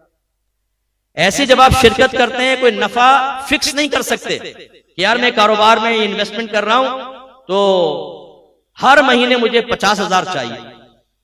आपने कहा चलो ठीक है यार इतना दे दो, फिक्स रकम कर ली, ये हराम है कारोबार, इसमें मानवी लिहाज से शुद्ध साबित हो रहा है। बहुत सारे हमारी बहनों ने पूछा, वो मुफ्ती साहब मेरे बहनों ने कहा 2 लाख रुपए दे दें कारोबार के लिए, हर महीने आपको 1,000 रुपए देता रहूंगा। तो मैंने वो कर लिया। अब मैं 2 साल के बाद ये सोच रही हूं पता नहीं सही हुआ भी कि नहीं हुआ, तो मैंने कहा चलो मुफ्ती साहब से पूछ लूं। माशाल्लाह इतनी आपने मुझे सादत बख्शी, 2 साल के बाद भी याद कर लिया, बड़ी बात है, वरना तो मैदान माशर में पुलसरात के पास कहती हैं आप। फिर भी मैं आपको बता देता, 2 साल के बाद याद आया है कि जी पूछ ले, मुफ्तियों को भी इज्जत दे दें, सादत बख्श दें कि पता नहीं हम सही कर रहे हैं कि नहीं कर रहे। मेरे भाइयों, अल्लाह ना करे, अल्लाह ना करे, अगर हम गलत तरीके से कारोबार करके या जानबूझ के हराम कमा के अपने बीवी बच्चों को पेट में डाल रहे हैं, बहुत ही कम ऐसा होगा कि आपकी बीवी आपके साथ मुखलिस रहे, बहुत ही कम होगा कि आपके बच्चे आपके फर्मा बरदार रहे, आंखों में आंखें डाल के बातें करेंगे, वो आपसे बढ़ के हराम काम करेंगे, गंदी दोस्तियां करेंगे, जिना करेंगे, दीन पे कभी नहीं चलेंगे। मैंने अक्सर हराम माल का ये नतीजा देखा है कि औलाद तबाह हो जाती है, और अफसोस होता है मुझे उन बापों पर कि वो अपनी औलाद को समझाते हैं, अगर बेटा दीन की तरफ आने लगे, अगर वो नेकी की तरफ आने लगे, अगर वो हलाल की बातें करे, तो बाप नाराज हो जाता है, पागल हो गया, ये देख जितना ये बंगले और गाड़ियां हैं तेरे बाप की वजह से हैं। बेटा आज हलाल में गुजारा नहीं होता, मौलवी बनेगा, भूखा मरेगा। जैसे तो आप कब्रिस्तान जाएं तो जितने जनाजे आ रहे हैं सब दाढ़ी व मौलवियों के हैं ना, और उनके बीवी बच्चे सब भूख से मरे हुए हैं, उनके जनाजे पे जनाजे आ रहे हैं ना। माल सारा मिलेगा अल्लाह की नाफरमानी करने वाले को, हराम काम करने वाले को, उसे तो अल्लाह बहुत देगा, लेकिन कोई दीन पे चल रहा हो तो अल्लाह ताला उससे रोक लेगा। यार ये सोच है क्या है हम लोगों की? जो अल्लाह के रास्ते पे चलता है अल्लाह ताला उसे बहुत अता फरमाता है। तो बास तो मैंने वालिद ऐसे देखे जो अपने बेटे को कहते हैं बेटा खबरदार जो इधर उधर गया, जिस अंदाज से मैं काम कर रहा हूं तुम्हें वैसा करना होगा। जो बाप अपनी औलाद को हराम काम में मसरूफ करके चला जाए, फिर वो ये समझता है कि आखिरत में उसको इनाम मिलेगा, बहुत सख्त अज़ाब कब्र है, बहुत बुरी मौत है। और मैं आपको बता दूं सही हदीसों की रोशनी में, ये औलाद मैदान माशर में आपको सामने खड़ा कर लेगी और अल्लाह की बारगाह में कहेगी अल्लाह ताला इस मेरे वालिद से पूछ, इसने मुझे दीन नहीं सिखाया, दीन पे चलने नहीं दिया, मुझे हराम खिलाया। अगर ये मुझे दीन की तालीम देता, अच्छी तरबियत करता, मुझे दीन के करीब होने देता, हलाल खिलाता, तो मैं फरमा बरदार बन जाता। आज मैं जो नाफरमानी की मौत मरा हूं, नाफरमानियों में मुब्तला होके मरा हूं, इसका कसूरवार ये है। तो एक हदीस में है कि जब बीवी बच्चे इस तरह अल्लाह ताला की बारगाह में मुतालबा करेंगे तो अल्लाह ताला उस शौहर की नेकियां निकालकर बीवी बच्चों के नामे अमाल में डालेगा और हुक्म फरमाएगा इस शख्स को उठा के जहन्नम में फेंक दो। तो एक फरिश्ता निदा करेगा, ऐ लोगों देखो ये वो बाप है, ये वो शौहर है जो अपने बीवी बच्चों की वजह से जहन्नम में चला गया। अब यकीनन हमें ऐसी बातें अच्छी नहीं लगती। पोलाइटली बयान करो सरकार के फजाइल, कमालात, मोज़ात, जन्नत की बातें, हूरों की बातें करके खत्म करो बयान, इससे तबीयत खराब होती है हमारी। मत कर नसीहत नासिहा, दिल मेरा घबराए है, उसको दुश्मन जानू हूं जो मुझको समझाए है। जो समझाए सबसे बुरा वो लगता है। अगली दफा हो सकता है अगर शहजाद भाई कहेंगे, ऐसे अफराद की बात कर रहा हूं, हर एक नहीं होता, शहजाद भाई कहें आओ यार बयान है, भाई किसका है पहले ये बता, मुफ्ती अकमल का तो नहीं है, भाई बड़ी सख्त बातें करता है यार, दीन इतना सख्त कोई है। ऐसे भाइयों को मैं कहता हूं कि बिल्कुल सही कह रहा हूं, दीन इतना सख्त नहीं है, मुझे तो पता नहीं था, या हमने छुपाया हुआ था। जो नरम दीन है ना वो आप निकालो, वो लाओ, हमें भी बताओ वो नरम दीन, पोलाइटली बिल्कुल सॉफ्ट दीन लाओ, कहां है, पेश करें और हमें समझाएं कि तुम खयानत कर रहे हो, ऐसी बातें मत करो। देखो हमारा मजहब तो ये कह रहा है, मैंने शुरू में आपको आयत पढ़ी, अल्लाह ताला आपसे फरमाता है या अय्युहल्लज़ीना आमनु खुलू फिस्सिल्मि काफा, ऐ ईमान वालो इस्लाम में पूरे पूरे दाखिल हो जाओ। कुरान क़यामत तक के लिए है, अल्लाह जानता है कैसा दौर आएगा, कारोबारी मामलात क्या होंगे, सोशल मीडिया कैसा फाल हो जाएगा, घर घर में बुराइयां होंगी, नौजवान मोबाइल में एक क्लिक करे सामने औरतें आ जाएंगी, वो हर काम कर सकता होगा। इसके बावजूद आपका रब क़यामत तक के मुसलमान को मुखातब करके कह रहा है ऐ ईमान वालों इस्लाम में पूरे पूरे दाखिल हो जाओ। इसका मतलब ये हुआ क़यामत तक मुसलमान इस्लाम पे चल सकता है, उसमें दाखिल हो सकता है, वरना अल्लाह ताला कभी मुकल्लफ ना बनाता। हमने इस्लाम को मुश्किल बनाया, हमने नाजुक मिजाजी के साथ अपने मजहब का, अपनी मर्जी का इस्लाम करीब कर लिया, अपने मजहब की वो चीजें ले ली जो हमें पसंद आ रही, जो मुश्किल लगी उसको छोड़ दिया, और जिसने उन मुश्किल बातों के बारे में कलाम किया वो हमारा दुश्मन है, उसको दूर से देख के चले जाओ, उसका बयान ही ना सुनो, दूसरों को बदगुमान और बदजन करो। अबे भाई उन मौलवियों के बयान मत सुन यार, कल बेटा तबीयत खराब हो गई, घर पे आके ब्लड प्रेशर की गोलियां खाई है मैंने, तुम्हें पता है शुगर हाई हो गई थी मेरी, तो अरे भाई तेरी शुगर हाई हो गई, क्यों हो गई, मैंने की है? अगर हुई है तो आपकी गलत हरकत की वजह से है ना, आप गलत काम कर रहे थे, जब उसके ऊपर से पर्दा हटा तो आपके अंदर का मोमिन जागा है, उसे पहचाने। हर आदमी के अंदर एक मोमिन है, वो बात औकात बातें सुनता है, जाग जाता है, वो अंदर से आवाज लगाता है तुम क्या कर रहे हो, ये है असल दीन, इसके ऊपर चलो। लेकिन हम उसकी आवाज दबा देते हैं, हम उसके मुंह पर टेप लगा देते हैं, हम उसके गला दबा देते हैं, शुगर बढ़ रही है, ब्लड प्रेशर हाई हो रहा है, खामोश। और अगर कोई दोस्त में बाद में कहे यार मुफ्ती साहब ने क्या बयान किया, भाई तुझे नहीं पता यार, ये मौलवी लोग हैं, इनको क्या मालूम जमाना क्या चल रहा है, आए बैठे मेरे सामने, इतने मेरा एतमाद है, सियासत पे बात करनी मेरे साथ बैठे, मौजूदा सियासत पे गुफ्तगू करनी, मेरा तज्जिया सुने आप, इंशाअल्लाह बेहतरीन तज्जिया करूंगा।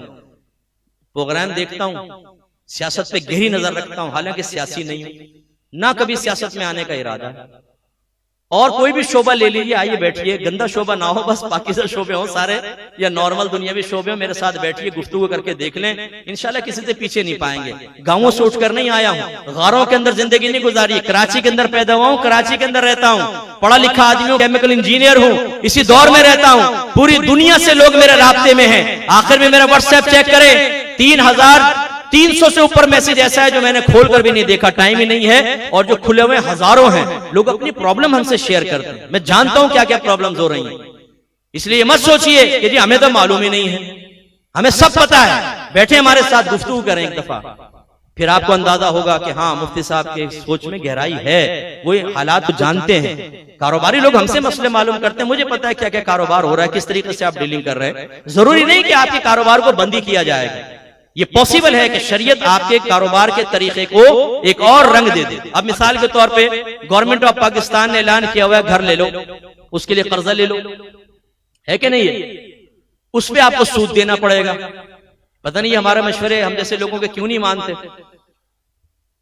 अगर मसलन आपने 50 लाख कर्जा लिया और 1 लाख रुपए आपको सूद देना है उसके ऊपर, बैंक 2 फॉर्म साइन करवाए, 2 एग्रीमेंट साइन हो, एक 50 लाख कर्जा देंगे, इस पे कोई सूद नहीं, दूसरा एक एग्रीमेंट साइन करवाए जिसमें आप बैंक वालों से एक चीज खरीदें, मसलन एक पेन खरीद लें 1 लाख रुपए का, अब आप 51 लाख रुपए ही दे रहे हैं लेकिन 50 लाख कर्जा लौटा रहे हैं और 1 लाख पेन की कीमत दे रहे हैं। बताएं कौन सा प्रॉब्लम है इसमें, कौन सा प्रॉब्लम है। बैंक को प्रॉफिट भी हो रहा है और हलाल तैयब तरीके से हो रहा है, लेकिन नहीं मानना।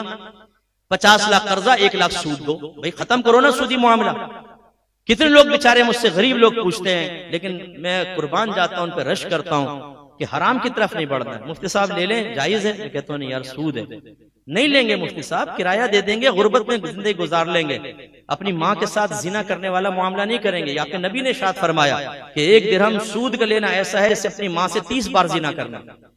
माँ से जिना करना इतना गंदा काम होता है।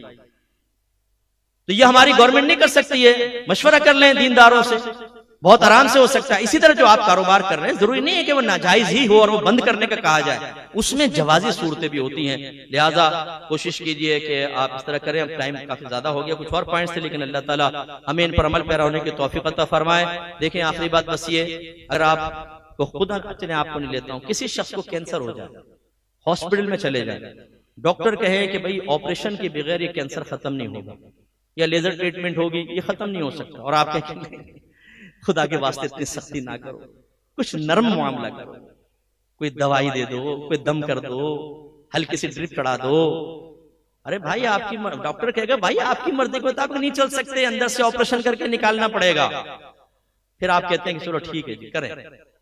ऐसे ही बाज औकात दीनदार की बातें आपको जरा सख्त महसूस होंगी, क्योंकि हमारे यहाँ माहौल खत्म हो गया। आप हदीसों का मुताला करें, जो अंदाज मेरा है, अगर इसके खिलाफ पाए तो मेरा नाम बदल दीजिएगा। हम तो रात दिन हदीसें पढ़ने वाले हैं। साहबे किराम नाफरमानी को बर्दाश्त नहीं करते थे, सरकार बर्दाश्त नहीं करते थे, जलाल में तशरीफ लाते थे। और सैयदा आयशा कहती हैं जब सरकार बयान फरमाते तो आपका चेहरा सुर्ख हो जाता, आपकी आवाज बुलंद हो जाती, गरज कर बयान करते थे मेरे आका सल्लल्लाहु अलैहि वसल्लम। तो हम आपके दुश्मन नहीं है, खुदा की कसम मुझे मेरे आका की उम्मत से बड़ी मोहब्बत है, मुझे आपसे प्यार है।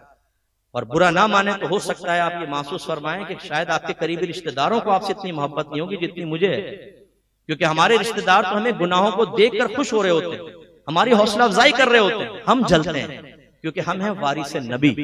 हमारे नबी ने फरमाया अल उलमा वरसतुल अंबिया, उलमा नबियों के वारिस हैं। तो जो काम नबियों का था हम वो काम कर रहे हैं, लेकिन चूंकि हमारा यह माहौल खत्म हो गया, ये तबीयतें बदल गई, अजहान बदल गए, तो एक आध अगर 100-200 में से ऐसा खड़ा होकर बयान करता है तो हमें बड़ा अजनबी लगता है, यार बड़े सख्त बयान कर रहे हैं, ऐसा तो हमने कहीं नहीं सुना।